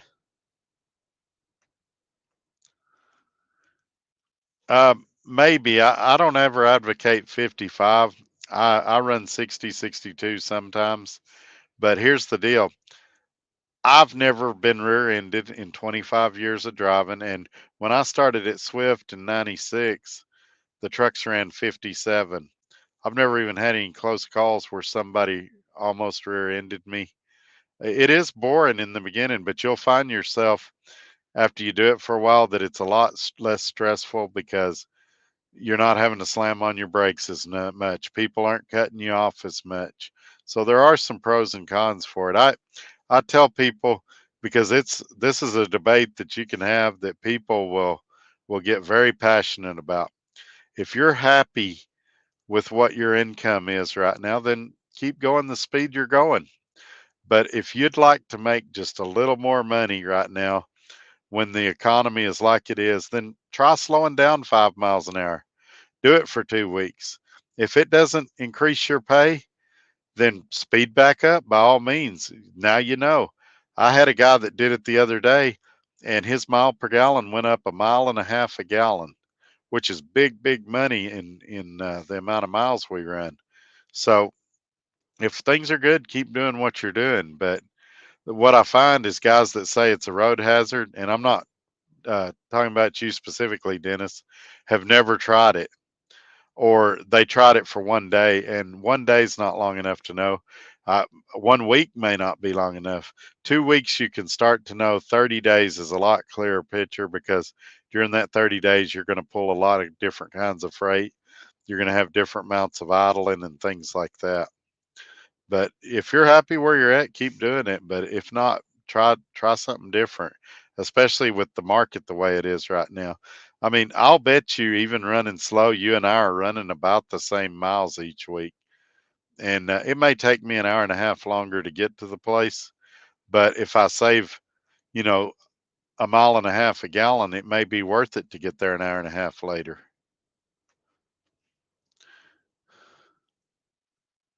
You're always talking about your gaming systems. What do you have? What games do you play? So I've got a Nintendo Switch. I've got the new Atari VCS. I say new; it's been out about a year and a half.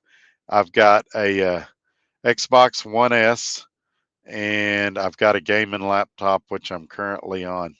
I don't get to play any of them very much because I stay super busy. I do like John Madden football, and I like 22 better than 23. I have a Xbox Game Pass and I play a lot of games through that. I like first person shooters. I like some of the race car games like Need for Speed and Asphalt 9 and some of those. But yeah, that's generally what I do. Um, Typically on the Switch, my wife and I'll play a lot of old people games like board games, Battleship, and things like that. Xbox is more Madden and the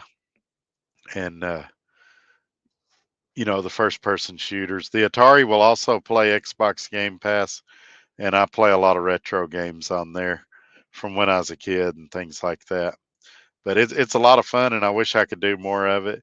And I always go home and I go, all right, today I'm going to sit down and play video games, and it never works out where I get to.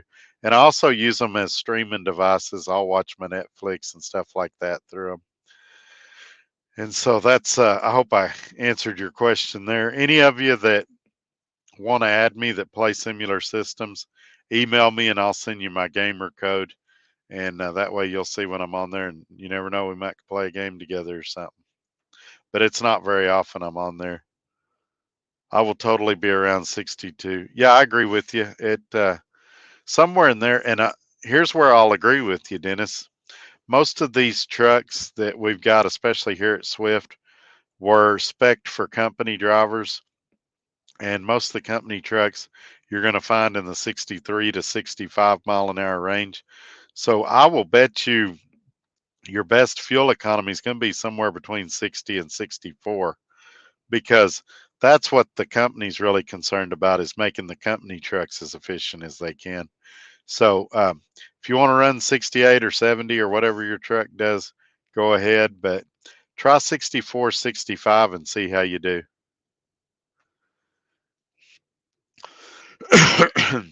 Just stopped to stretch, been trekking in the snow in northwest Minnesota all day. Wow. Yeah, I caught a lot of it over here. I was in Grand Forks, North Dakota, and I say was, I'm still there. I'm getting ready to leave after this video. And it was pretty bad last night. It got hairy after we got north of Fargo, but it's not too bad right now. And that's why I may go ahead and drive tonight if I'm not just dog tired. I only slept about 3 hours today. And that's the reason I got an energy drink sitting over here. And I get it, they're not good for me, but neither is falling asleep and crashing. So if I need to, I'll drink one. But yeah, Cassius King is another one of those guys that I really want to talk to. in the near future. And I got to find his email or something so that we can have a conversation. He's super busy too, though. I don't know. I don't know when we could make that happen. You can have that crap cash. I stay south in the winter. See, this was always my strategy when I ran the spot market. I thought of supply and demand, and I always did the loads nobody else wanted to do because it seemed like they paid a little better and there was a plentiful amount of loads. So, for example, in the winter, I would run to the Northwest. Now, there's a secret to that. My wife would get on the weather apps and she would try to pick the best possible times for me to go up, and we would try to get me in and out before the weather hit. Occasionally I'd get caught here or there, but I would make a killing in the winter because all the drivers would say, I want to stay south of I-40. And so the rates south of I-40 would be terrible because that's where all the drivers were. And so that was one of my strategies both at Dart and at Roadrunner, was to run the areas that nobody else wanted to go. Now I did try to avoid the Northeast just because it's a nightmare trying to get parking. It's crowded, everything's expensive, but I mean, I'll go anywhere in the right conditions. Have you ever been to the caves to deliver like craft? It will test your backing skills. Yes, I hate going in the caves. It's been a few years since I've been in there. Something about the way it is in there, you're going to lose a mud flap every time you back into a dock in there. And if you've got a long nose truck, I went in there once with a 379 Pete, and it took me probably, I'd say 15 or 20 minutes to get in that dock.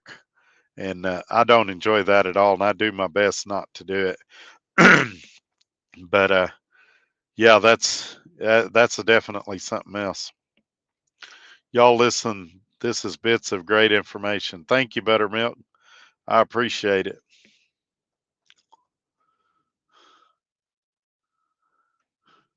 Caves in Earth City, been there several times. I'm thinking of the ones in the Kansas City area. That's the ones that I hated.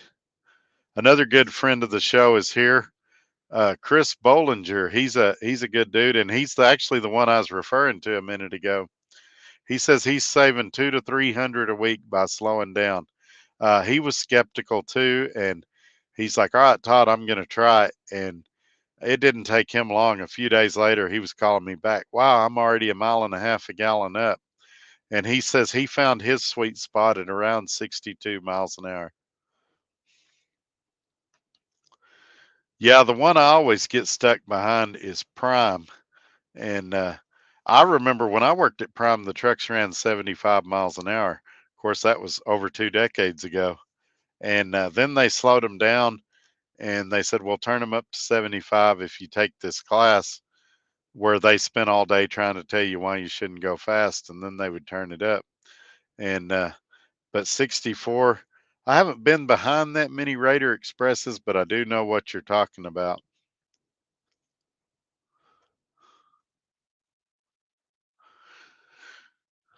I just thought of this too. Let me do his comment first. For the most part, 90 to 95% of most loads, there is always money to be made.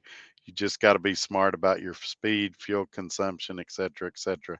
Yeah, that truck that 38M sold me, that Volvo, has 358 gears in it, so it's geared pretty low, and it does do better at the 63 to 65 mile an hour range. Now it'll run over 80, but it drinks a lot more fuel at those higher speeds than if you just slow down and do 63, 65. And when I get ready to run that truck, that's where I'll probably have it most of the time, because it just such a huge difference in fuel economy, especially on those pre-EGR trucks. Tim agrees with 38M, never took a load that didn't make some kind of profit. Oh, I did. I pulled one out of, it was the Boston area, load of seafood for Prime, and it paid 50 cents a mile. And Prime had a guarantee back then, a rate guarantee. Every 100,000 miles, they'd square up with you. And I'll never forget, the dispatcher told me, he said, well, Todd, just pull it. He said, it all equals out. And he was referring to that mileage pay guarantee that they had back then, a rate guarantee or whatever. And I told him, I said, do you ever do that? Do you ever go to work and say, hey, I'm going to work for free this week because next week I'll make money and it'll all even out? He said, no, I get paid every week. Well, then why would you ask me to do that? And I did pull it that one time, but it was like a 4 day load. It was a long load. And I figured it out. I was losing $168 a day pulling that load. And so uh, I didn't have the sense that I had now. I should have told him, well, I'm going to sit here and you call me when you get something better, because I'm not pulling a load that cheap. I also pulled a load out of Coca-Cola, coincidentally, for Prime 2 that was like 70 something cents a mile up to the Atlanta area. It wasn't as bad of a deal because it was just a short load, but that's the only two loads I can think of where I just lost my tail on. And it's mostly my fault. I should have known better than to take it. 16 years out here, and knock on wood, I've never lost money taking a load yet. Hope it don't either. Well, that's good, 38M.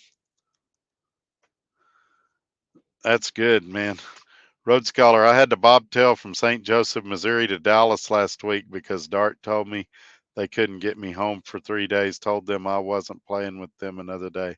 Yeah, exactly. And you guys might remember, I don't recommend doing this, but I deadheaded several times, significant distances to get home for important doctor's appointments and things like that.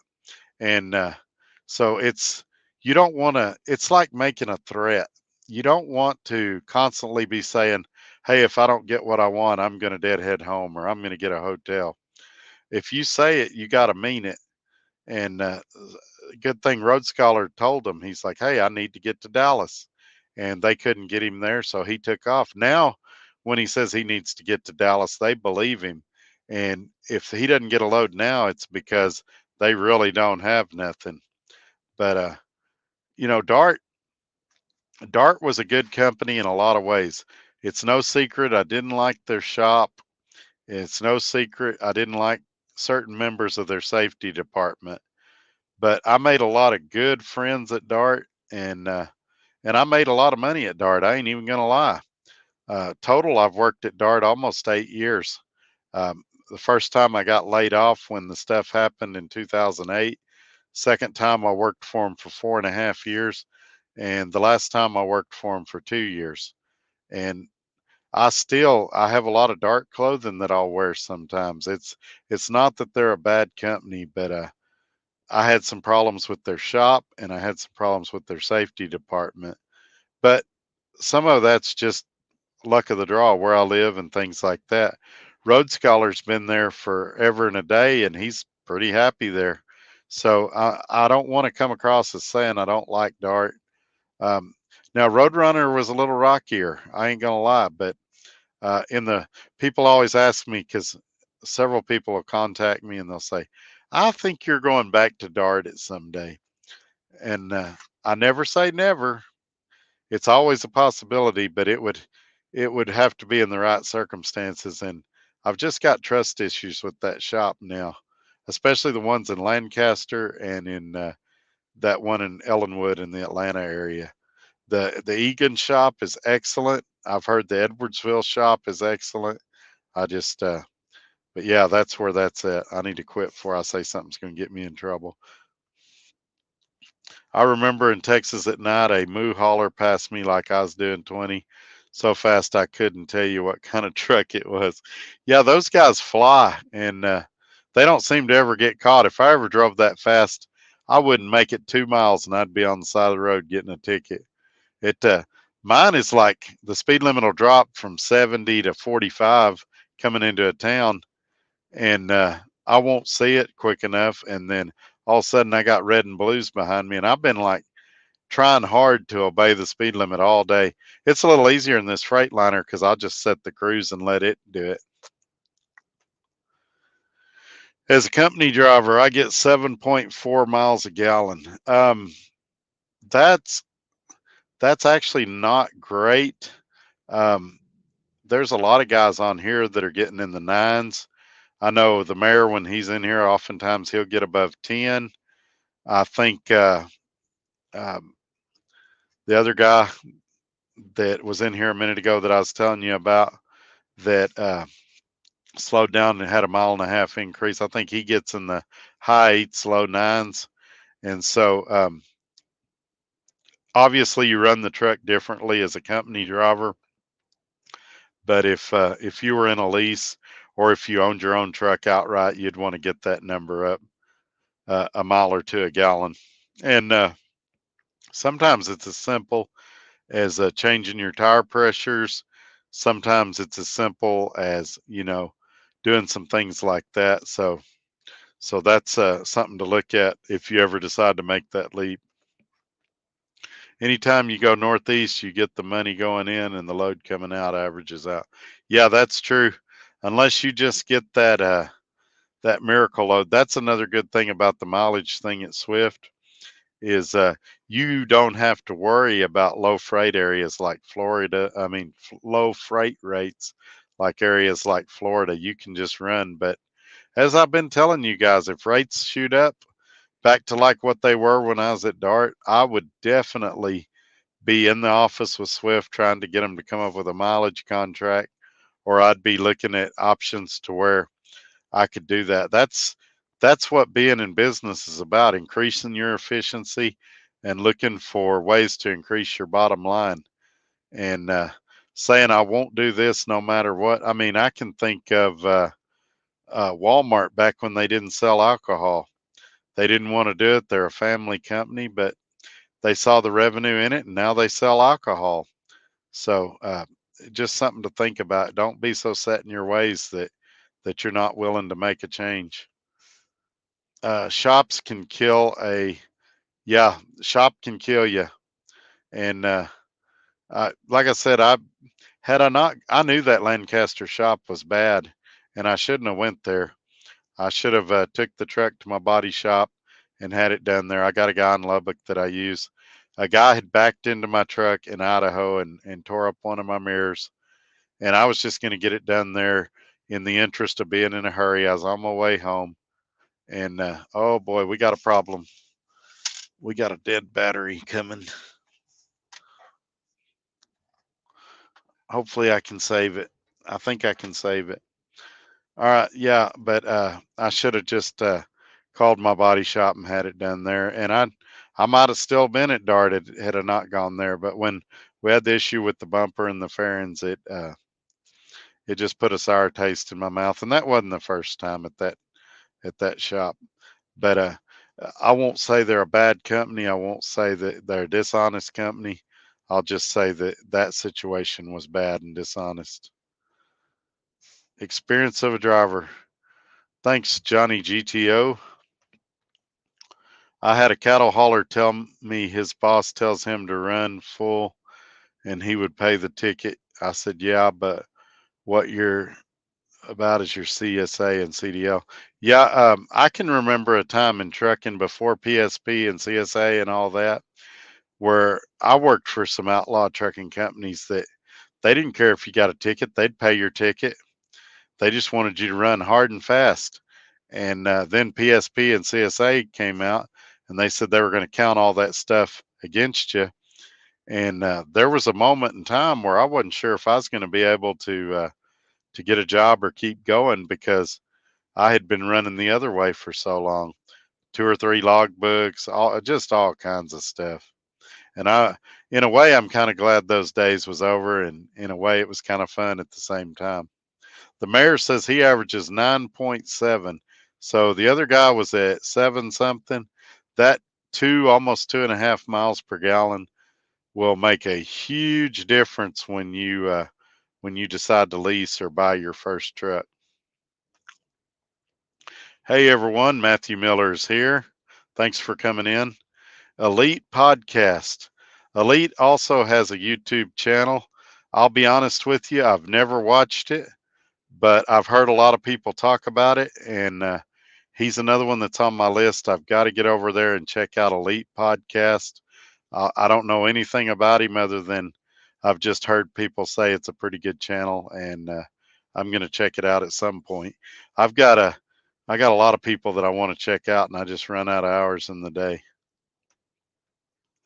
I'm currently getting 8.9 driving down I-39 South coming out of Wisconsin, going into Illinois. Yeah, see, that's another example right there. You're getting almost almost 2 miles a gallon better than that company driver is. And I know you're not doing a lease right now, you're doing a company driver deal. But if that were a lease, you'd be killing it. You'd be making really good money at that point. But what is the speed you're running? 38. Logbooks made me a lot of money, but e-logs get me a lot more rest. Yeah, I'll tell you what e-logs did, and this the one thing I don't know is it for me, e-logs took all the pressure off of me because dispatchers used to call you and they'd say, "Hey Tim, we really need that load there. Can you stretch? Can you get that load there on time?" And there was a immense amount of pressure to do it. Now they can't do it. Now the pressure's on them. You say, "Nope, I'm out of hours." So they got to struggle. They got to repower loads. They got to reschedule stuff. And so for me, my stress level went way down because I always felt like I was letting the company down. I'm a I'm a fixer, I'm a helper. I'm the kind of guy that if you've got a problem, I want to fix it. And when these dispatchers would call me and say, "Hey, I really need that load there. Is there any way you can help me out?" I'd drive myself crazy trying to get it there. When one of you guys call me and you tell me your settlement's messed up or you're having problems with your truck, I really worry about it until I can help you get it fixed. Or you're trying to get a hold of somebody in the office and you can't get a hold of them. I really worry about it. I want to fix those things.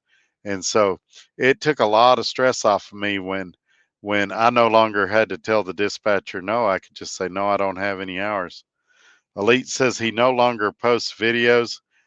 Elite, is any of your old stuff up? I'd like to go back and watch because I've heard a lot of people mention you, and I would like to check you out at some point if there's any of the old stuff up. You never know; you may come back at some point. It'll be it'll be my luck. The first video I watch will be one where you're mad at me or don't like me. But I've uh, I've never watched any, and I used to watch a lot of people that don't like me or care for me or think I'm dumb, but I haven't watched any in a while. I'm trying to do a lot more positive stuff and stay positive. So 38M to get that fuel economy at 8.9 has been running 65. It's funny. I can tell you guys a story. You know that TA I was at the other day that I said I had such a good experience at. For her anniversary, the service writer and her husband went out to Salt Lake City and picked up a day cab to bring back, and it was governed at 60. I think she said 60, and she was talking about how boring the trip is, and she says, "Now I get it. Now I understand a lot more about trucking and truck drivers." She said, "I was the most bored I've ever been riding in a day cab at 60 miles an hour on my anniversary with my husband." But yeah, it's a 65's kind of on the border. I can be okay there, but I like 70 a lot better for truck speed. And this one with Swift runs 68 on the cruise and 70 on the pedal. But there's times where I wish I had 2 or 3 miles an hour more, especially when trucks mess with you and they speed up and slow down. But 65's kind of at that speed where the only people you really drag race is prime. Pablo runs 65 on the cruise. Yeah, so then I would think maybe you've got a lot of idling or something like that.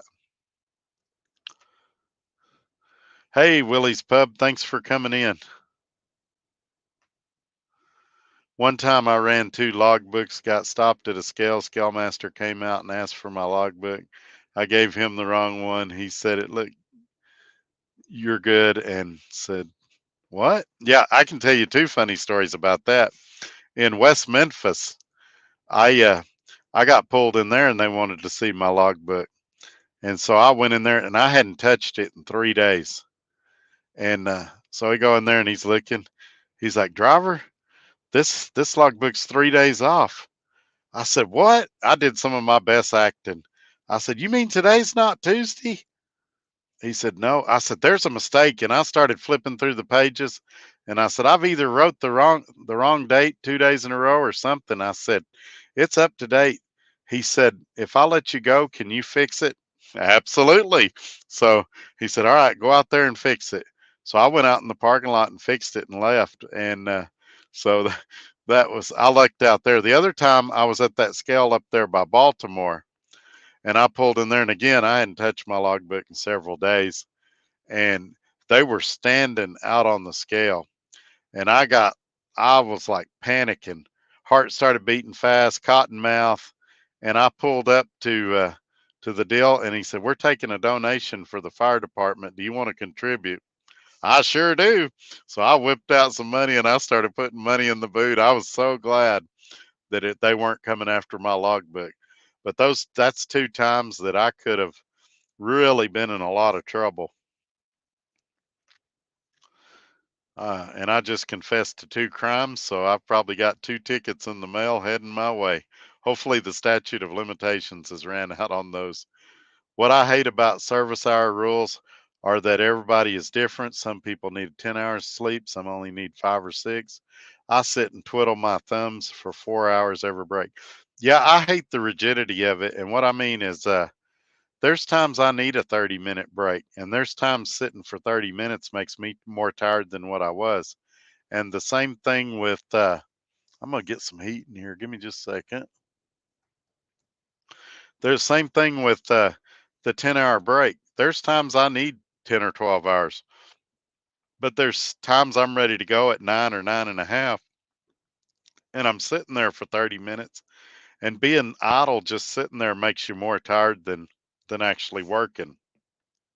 It would be nice if there was some flexibility there somehow. Elite's a punk. Don't pay any attention to him.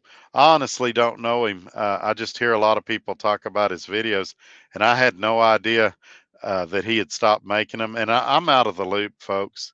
I don't know in the YouTube worlds. I don't know who's good, who's bad, who hates my guts, who likes me. But I'm willing to listen to any channel and give it a shot.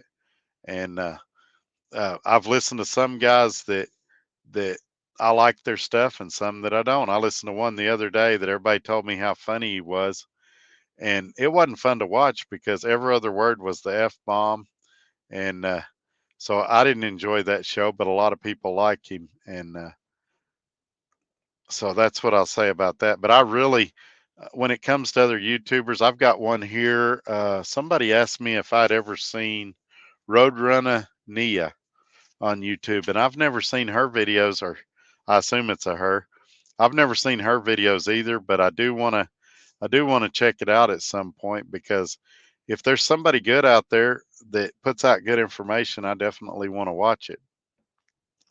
Hey, John Toohey. John Toohey's another good friend of mine. I got to meet him recently. We were both in a hurry and we just talked for about 5 minutes, but he's another one of them I hope to run into again soon. A lot of you guys, speaking of running into y'all soon, I'm going to be at the Mid America Truck Show in Louisville at the end of the month. I just booked my hotel right before I went on air. So if you guys are going to be in the Mid America Show in that area, shoot me an email and maybe we can have lunch together, or I'll see you at the show or something like that. Email is Todd at truckertodd.net. That's Todd at truckertodd.net. And you can also go to my website, which is right there under my name, and it's got a deal where you can send me a message too. And be patient with me if it takes me a few hours to get back to you. I do my best to get back to everybody, but I'm sure some people fall through the cracks from time to time. Let's see who we got here. Tim says, I got inspected when I was running 3 books. Officer told me he was going to do his inspection, and if I had the logbook deal legal when he was done, he wouldn't cite me. I had it done and he let me go. That's awesome. But I'll tell you this too, my electronic log has messed up sometimes and said I was in violation when I wasn't. And it'll especially do that when you're split logging sometimes. Larry June says worthless. Larry June's another one that I hear a lot about him, and I've never watched one of his videos. Uh, so I need to check him out one of these days too. Pablo says he keeps his idle low. Then there's something not right with your truck. If you're going off the digital thing, it may be nothing more than the digital thing's wrong.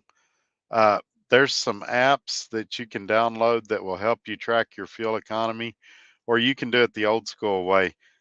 Set your trip odometer thing over your trip meter when you fill up, run, and then at your next fill up, uh, whenever you get fuel again, divide the gallons by how many miles you went and see what your fuel economy is. That's the most accurate way. Those gauges can be off in the truck a mile and a half a gallon. Some of them are really accurate and some of them aren't. But for what you said your fuel economy is, that's really low to be running that slow, especially if you're driving your truck correctly. If you're doing rabbit starts, that'll chew up a lot of fuel too. 38M misses driving 11 hours straight. I miss the when you could drive 5 on, 5 off, do the split login. I used to do that. I'd drive 5 hours, take 5 hours off, drive 5 hours, and basically you drove 10 hours and you had to take a 10-hour break. But that's been a while back, and matter of fact, it's been long enough. I don't even remember exactly what the rule was, but I do remember a lot of times running 5 on, 5 off, and it worked great if you was a team deal, if you were training or something. No 30.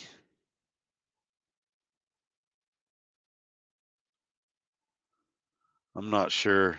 I don't think all the comments are coming through. Oh, I agree with you. Now I get it. You're saying no 30-minute break. Sometimes it's nice. You want to pull over, go to the bathroom or something, but it should be your choice. It shouldn't be a government mandate. There's a lot of guys though their company would never let them stop before, even for a bathroom break, and this gave them that break. At what mile per gallon do you break even with Swift's fuel surcharge? So generally speaking, if you're using the Swift fuel card, it's around 8.38 miles per gallon. For me, that number's a little bit lower because I use the ES Advantage fuel card. So for me, it's right around 8 miles per gallon, 7.9 to 8. Some of it depends what part of the country you're in, things like that. But generally speaking, it's somewhere in that area between 8 and a half if you're using the Swift fuel card, which I don't recommend anybody does. Get that fuel card that's in my description. You don't even have to work at Swift to get it, and you'll save big money. I guarantee it. I'm thinking I'm going to have those guys on the Tuesday show in the coming weeks, and so you guys stay tuned for that. Like I say, Matt's is messing everything up, so I'm not sure exactly when I'm going to have them on, but we're going to get them on and talk about some of those things coming real soon. I've got a meeting with them tomorrow to talk about that. That will that will vary every time because fuel surcharge and freight and weight and haul price will always change. Yeah, that's true. 38M. All right, Todd and Chad, everyone have a good night. I'm going to eat and stuff before bed. Everyone have a safe. All right, Tim, thanks for coming in, man. You're awesome, and I appreciate you being here. Yes, they do. I do it all the time. It's if you'll look on your log, there's a little deal on the daily log that says split sleeper berth in the top right corner. You flip that switch over and you can do splits. As an independent contractor, I don't know about company drivers, what they allow or not, but you've got to know how to do it. I run splits all the time. So that's definitely not the case, or it hadn't been the case for me. It's necessary at a lot of shippers and receivers for you to be able to get your loads there on time, but you got to know how to do it. Same thing with PC. You've got to know PC rules. If you just do what you think you can do or what you heard at the truck stop, you're going to get yourself in trouble. For the most part, you can achieve 7.5 or more every trip. You will make money because most companies will dispatch you. Yeah, that's true at a lot of places. Here, Swift is really good, and I've said this before, at specing the trucks. I would like to meet the guy that spec'd the trucks for Swift because he had fuel economy in in mind when he ordered the trucks. They are very efficient. I don't know, Willie. I didn't put you in timeout. I don't think you are because I can see your comment.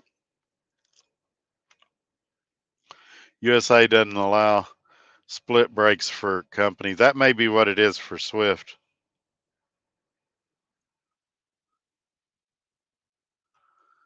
I don't think Willie is a moderator. I don't know. I'll have to go look. Typically, I don't make anybody a moderator until I know them pretty well, and it looks like he is. But I didn't know Willie was a moderator.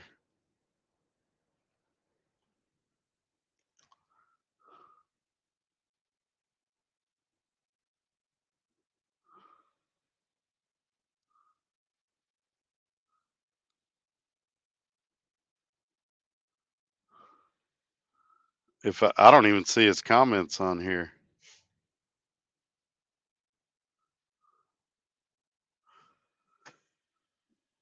There was some people that I don't know how they became moderators, but it's nothing against Willie personally. I just don't know him. If I get to know him, then he may be a moderator at some point. But there's some people that when the channel first started doing lives that get made it to moderator status. My good friend Daryl's going to bed. All right, man. Have a good night. Thanks for coming in, and hopefully you'll be able to see the rest on the replay. Back in the day, you never relied on fuel gauges. Yeah, I was talking about that the other night. I used to have like a broomstick. It was the same broomstick I'd use when I'd sweep out my trailer, and you'd stick that down in there. Now, especially on these Freightliners, the one of the tanks is up under the cab in a way where you can't really get the stick in there. But yeah, that used to be a common practice, and the gauges have become more accurate, but they're still not near as accurate as what they are in your personal vehicle. Yeah, it's nothing personal, Willie. And as I said, if I get to know you, then we may give you a wrench back. But I need to get to know you. It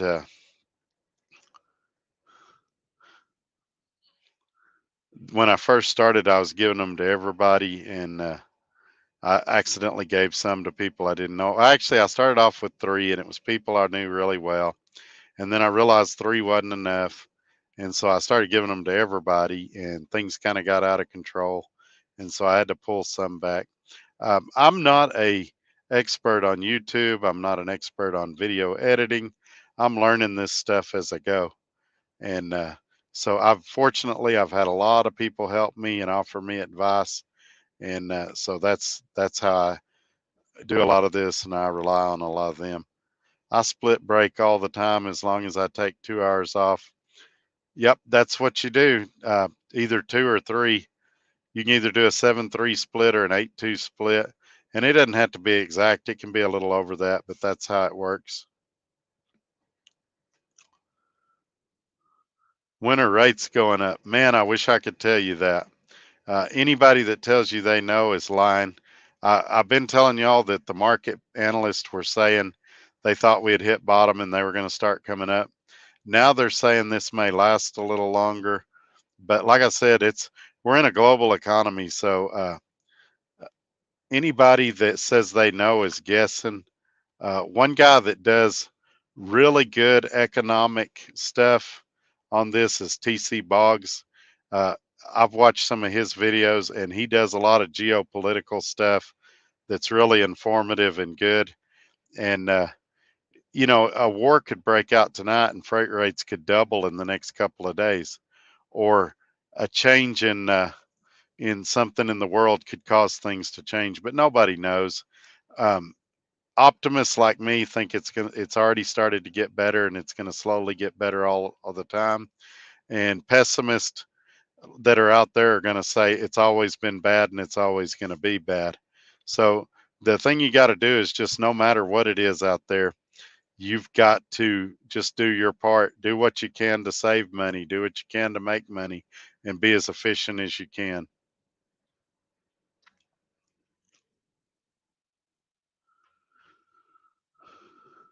Let's see here. I was asking if they do. Yeah, they let me run split logs, and like I said, there's a switch on the daily log that says split SB, and that means if you want to run split logs. And you and I both know if Swift didn't want that on there, they could remove it or make it to where you couldn't change the switch. But you do have to check it. If it says you're out of hours, make sure that switch is on. Uh, Road Scholar's leaving, going to the gym. Thanks, Road Scholar, and thanks for staying so long tonight. I appreciate you. I would agree with you. Swift recruiters never return calls. They are super, super busy. You would not believe the amount of applications they get in. And what I would tell you is that if you will email me, I can get you through to them. You can go to my website, which is right here, truckertodd.net, or email me at todd@truckertodd.net, and give me your name and phone number, and I'll get them to call you. It's Now, if you do it on a Saturday and Sunday, it's going to be Monday, and Mondays and Fridays are the worst days. So tomorrow it may be kind of hit and miss, but if you get me an email tonight, I'll get it over to them early in the morning, and I'll get somebody to reach out to you. But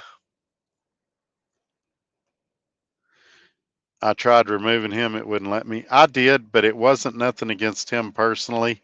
As I said, I don't know him. I've never watched any of his videos. If uh, if he hangs out in here for a while and is cool, then we may give it back to him at some point. Pablo says he's done split sleeper berth as a company driver, so there you go. Yeah, Willie's not blocked, and he's not a moderator right now, but we're glad he's here. Like I said, there's channels on YouTube where if you don't agree with the host, they'll block you and not let you be on there. That's not this channel. It's okay to be in here if you think I'm crazy. It's okay to be in here if you think I don't know what I'm talking about. I'm hoping you'll keep it respectful and we can have a healthy debate about it and maybe agree to disagree. But we're not gonna. I mean, he's welcome to be in here, and at some point he may get a wrench. You made several people moderators that one night, and you even added some. Yeah, yeah, and they brought that up. They said, "Oh, he said good about us, and he made us a moderator, and then he trashed us the next night." I have worked my tail off, in all seriousness, behind the scenes, trying to make peace with those two because they are extremely influential with Swift for whatever reason. And we can debate if they should be or not should be. But I thought, man, if I make them moderators, if I say good things about them, maybe we can put this argument to rest and we can go back to doing positive videos. That did not work at all. For the last 6 or 7 weeks anyway, every single video they do, they mention me, they talk crap about me.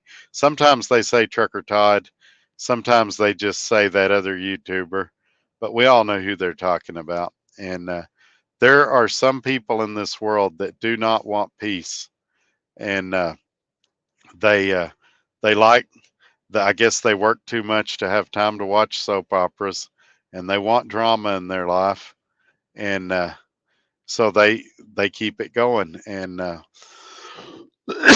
really, when I do a show, I mentally tell myself before the show, I'm going to do my best not to mention them because you guys know my old saying, I don't like to shine a light on a cockroach. And I just keep thinking if I don't mention them, they'll go away, but they just can't help themselves. And it's helping them. When I met them, they had 200 subscribers or something. Now they've got roughly 700. So I've at least tripled the size of their channel, and it's their business plan now. Instead of putting out good content to grow their channel, they put out chaos criticizing me, and that's how they're going to grow their channel. And it's whatever works for them.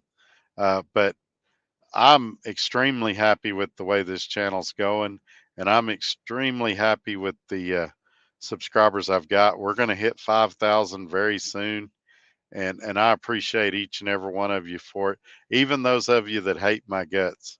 But I've got a lot more of guys like Tim back that have been really supportive, and I'm just grateful to each and every one of you, and I mean that seriously. I know y'all get sick of hearing me say it, but I really do. The people that are in my inner circle that talk to me regularly on the phone hear me say this all the time. I really do appreciate you guys. Side note, just heard a good joke. Why is diarrhea hereditary? Oh, that's funny. It's in the genes because it runs in your genes. I heard a good joke the other day too, and I can't remember how it went. I've heard some good ones here lately. Uh, Man, it'll come back to me about 2 minutes after I go off the air. I got to start writing this stuff down. It's just an information overload. Enjoying my MRP truck. Just left Salt Lake yesterday, headed to Laredo. Man, that's a good load. That would I could make that pass me right through Lubbock too. I may have to remember that you're getting Salt Lake loads to Laredo.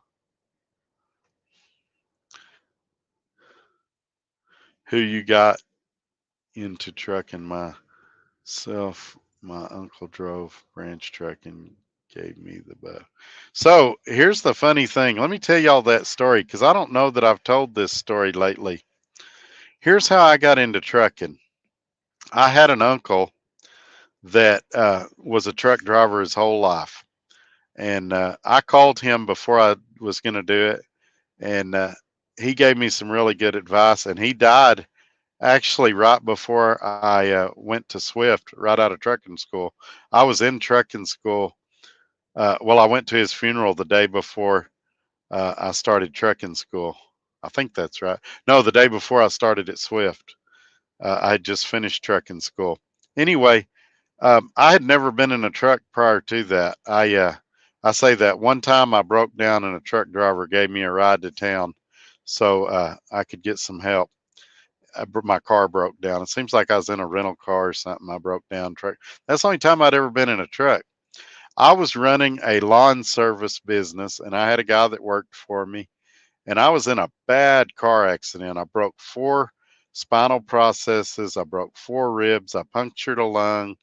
I've got a scar on my right ear from the windshield exploding. I was in an El Camino, and truck hit me at 70 miles an hour. I pulled out in front of him the way the sun was going. I never saw him.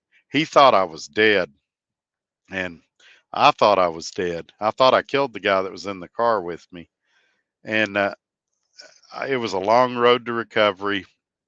I was unable to work for a couple of months. I was basically bedridden, and I got semi healthy.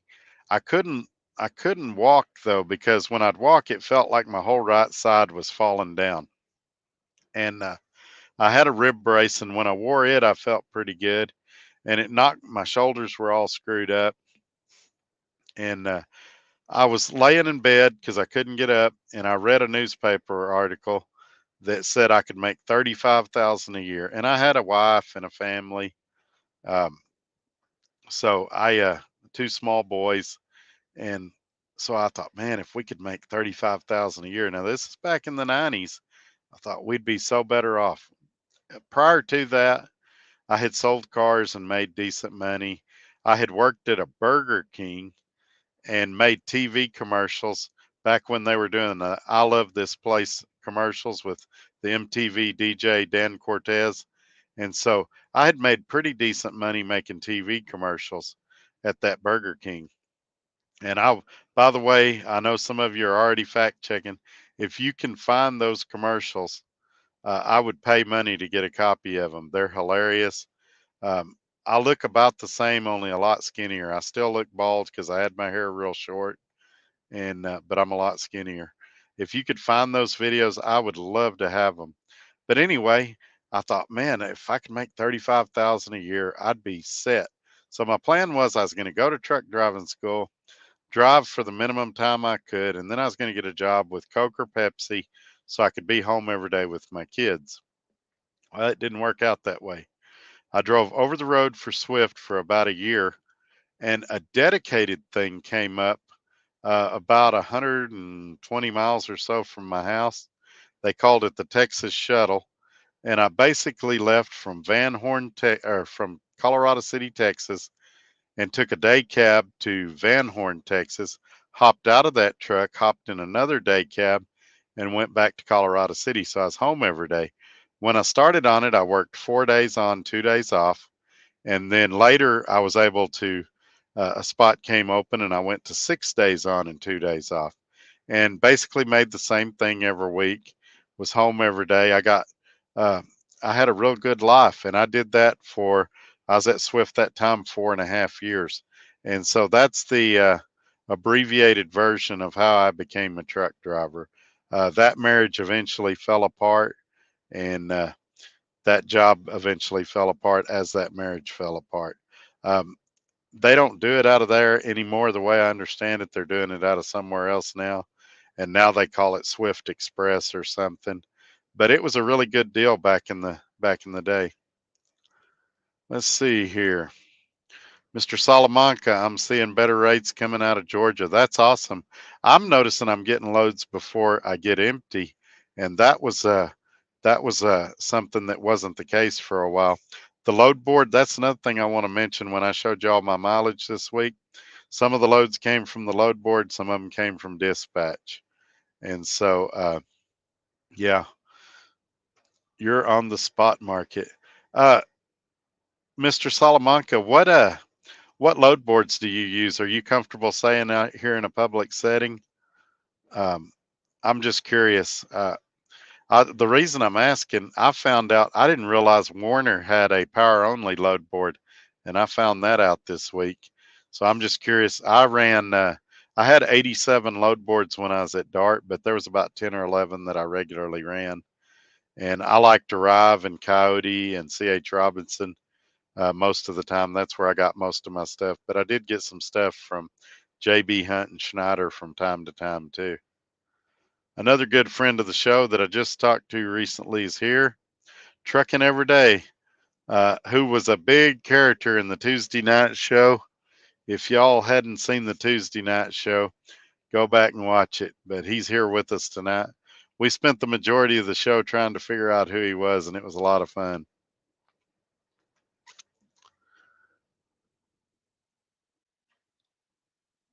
I think he means Todd. I'm doing good. How are you? Southern Trucking Gal is here. Thanks for coming in. Glad you made it. Can you make a video of other companies you have drove for and why you went to Swift? Yeah, I actually did some videos like that, and even companies that I didn't work for, because I was showing how to pull their safer score and what to look for before you hire on with the company. And the problem was people thought I worked at those companies, and then I got accused of being a job hopper when it clearly says at the start of the video I've never worked for this company. But yeah, the other problem is a lot of those companies, like all my prime knowledge is from 20 years ago. So they're a totally different company than what they were 20 years ago. Also, some of the companies I worked for went out of business, and that's why I'm not there no more. But yeah, if there's any company that I've worked for specifically you wanted to know about, I'll be happy to tell them. But like my Roadrunner information's 3 or 4 years old. They're entirely different now. They don't even have the same CEO anymore, or president, or whatever his title is. And so that's why I don't do more of that. I try to focus on where I'm at now. But I'll be happy to answer your question about anywhere I've worked. I just try not to look backwards. I try to look forward as much as I can, but I realize why that information's relative and important. You use DAT. Yeah, that's I signed up for DAT when I was at Dart, and I tried it for a month or two. I didn't have much luck on there. I had a lot better luck with Arrive and Coyote and places like that. Um, truckstop.net, I think it was. I've still got them saved in my phone.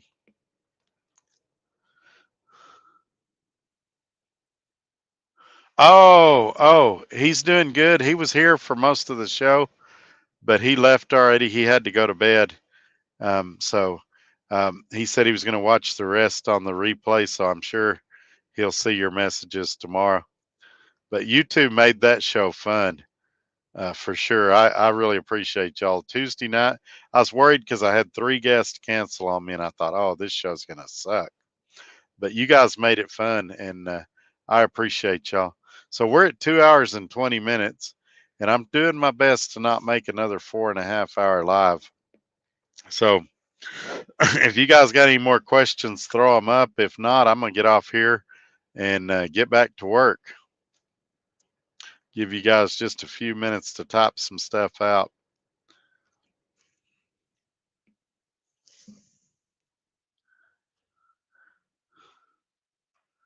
Oh, I wish I could. It's not going to happen yet. I need to drive at least 2 or 3 hours before I go to bed.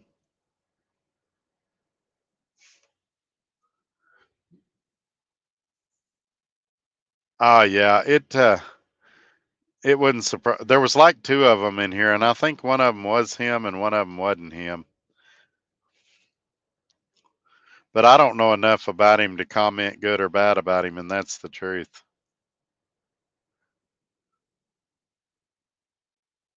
Good night, 601 Trucker. Thanks for coming in.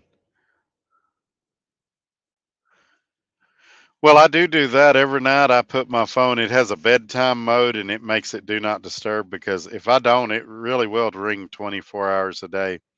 And it's not people that need help, it's guys that are having to drive overnight and they're wanting me to keep them awake. And what you have to realize is with 5,000 subscribers, if half of them called me every night wanting me to keep them awake, none of them would get through. So if you've got a real issue at night, I don't mind trying to help you, but I can't stay and keep everybody awake all night. 38M said, be safe, Todd. Good night. Another great show. Thank you, man. I appreciate you. Um, was I supposed to call you, or were you supposed to call me? I remember something about that. I think I was supposed to call you, but just holler at me anytime. I'm getting old and forgetful. I'm going to eat some M&Ms. Y'all forgive me for a second.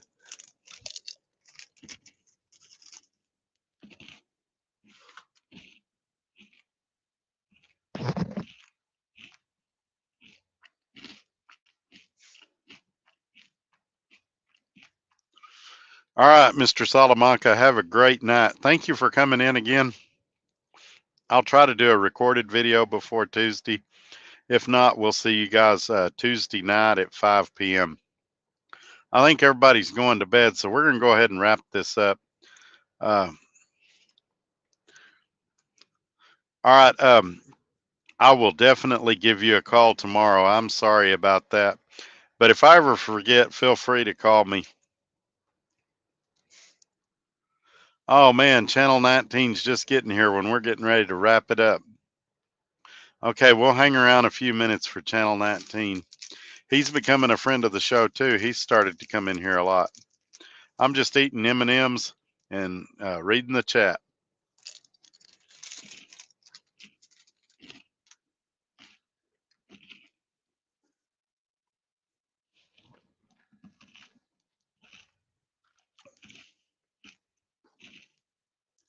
Yes, sir, it has. I drove all night, got to the place, and I got there about hour and a half, 2 hours before they opened. So I just went ahead and stayed awake because I knew if I went to sleep, I'd be even more tired when they woke me up. Then they took forever to unload me, and I came over here, went and ate breakfast, and it was about 11 when I got back out to the truck. And I slept like 3 or 4 hours, and then I got up and started getting ready for the show tonight. So I'm dragging pretty good. You can see the bags under my eyes. Been on the phone a lot lately, so my throat's kind of sore, losing my voice. Vice President came in and laid us all off. What company was that, Channel 19? Are you comfortable saying on here?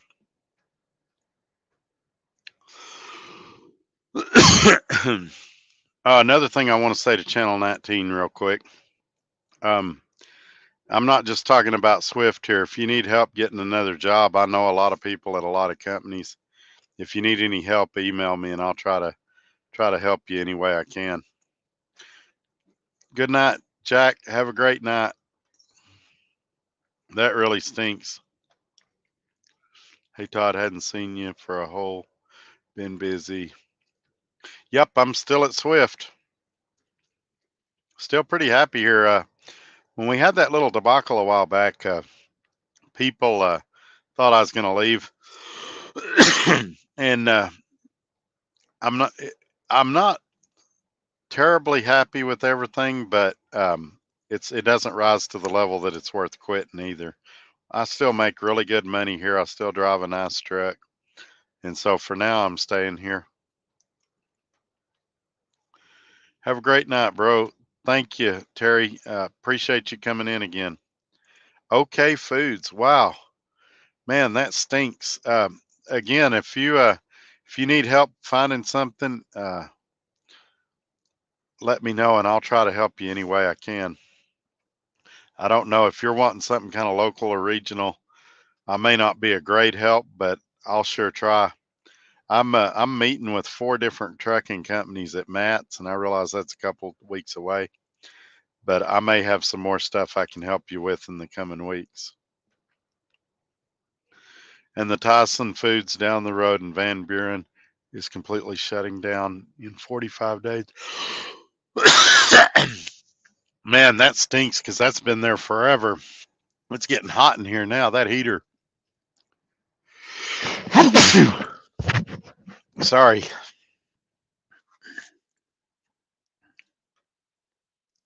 This heater and this sleeper will cook you out of here. I'm a company driver at Swift, was thinking about going lease. Has it been steady? Well, I would say freight wise, it's going to be about the same as company. We're all pulling the same stuff. So what you've been experiencing on the company side is probably going to be about the same on the lease side. Now, obviously, that could change a little bit because you'd go from your fleet manager to an OOC. You'd be able to call the planners directly, things like that. You could get on the list for the load board. But yeah, it's if you're getting 2,500 miles a week as a company driver, you're probably going to get about 2,500 miles a week as a lease driver. Now, could you make more as a lease driver? Yes, you could. Could you make less as a lease driver? Yes, you could. There's a lot of things that go into it, and I wouldn't make any decision on money alone. You have to kind of look at the big picture and your reasoning of why you want to do it to begin with. No problem, Channel 19. I appreciate you as well. Hey, Tim's still here. He's doing good, Shannon. Glad you're back. I'm listening, but making dinner and relaxing. Yeah, those two kind of became friends out of that ordeal. I want OTR regional, but I haven't driven in a year and a half. Took off to help my brother with his 3 girls after our mom passed from the sea, but been working at OK Foods the whole time. Yeah, there's a lot of companies that if you don't have recent OTR experience, they're going to want you to go out with a trainer, and that sucks. There's no way I can candy coat that and make that sound good. But it sounds like you live in Arkansas. You ought to have a lot of choices available to you because you're east of I-35.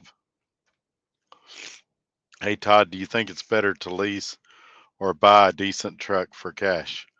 I'll be able to let you know because I did buy a truck for cash, and it's at the house right now. I'm waiting on the title to come in on it. There's some advantages to lease, but there's some advantages to buying. In a lease, you've kind of got the company holding your hand a little bit, and when you buy, you're on your own. For the most part, none of these companies are going to loan you money if you have a major repair. They're both about the same from the aspect if you had something personal life happen. that you needed to quit driving, you could get out. In a lease, most of them you can get out of, even if they're not a walk-away lease. In a purchase, you could always sell the truck, and you might come out good or bad depending on how the truck market is. But a lot of that just comes down to, I could spend 30 minutes arguing either way. They both have their pros and cons. And I'm really, really tempted to use that Volvo sitting at the house. I'll just be honest with you, because that's most people's goal, is to own a truck, and I've owned some in the past. But I would definitely. It's a really good truck, and I'm thinking about bringing it out of retirement real soon. Been dedicated on this Costco in Owatonna, Minnesota, between 28 and 3,200. It's been steady since the beginning of the year. Yeah, I've gone up there and done that a few times, and it's not bad. You go to the store and bring a trailer back, and it's not a bad deal. The only thing that sucks about it is you have to make your own bills. They don't provide you with a bill of lading, but it's pretty good other than that. Eastern Oklahoma. Yeah, I would think you're in a pretty good area to get something. What might be better is tell me 2 or 3 companies you're interested in, and I might could help you figure out which ones are good. But it sounds like you may already know what you want to do. Hey, Speed Shifter, thanks for coming in. Probably go back to the company I drove for before. Yeah, better to face the demon you know than the demon you don't. So I don't blame you for doing that. I've gone back to several companies I left before, just because it was familiar and I knew what to expect. I've been wanting to dip my toes into the owner operator world without going full blown, so I can get a taste of it and make sure it's what I want to do. Well, then in that case, a lease purchase is a great idea, because usually, depending on the company, you can get out of it if it's not your cup of tea. Whereas if you go bank finance a truck, that bank's going to want their money whether you want to keep doing it or not. Now you could buy one from an individual, but if it needs a bunch of repairs they didn't disclose, you may have a money pit on your hands and it'd be too late by the time you realize it. The company I'm at gives loaner trucks. Yeah, that's good. Swift has them too, but it's subject to availability and things like that. Tim's going to give us a truck recipe. Tortilla chips, shredded cheese, wolf chili with beans, salsa and sour cream, microwave. You got nachos. Yeah, that sounds really good, but it's high carb. It would kill my efforts to lose weight, but it does sound really good. We should take a vote in here. Who thinks Tim should make us all nachos? That sounds really good, Tim. I'm just joking with you.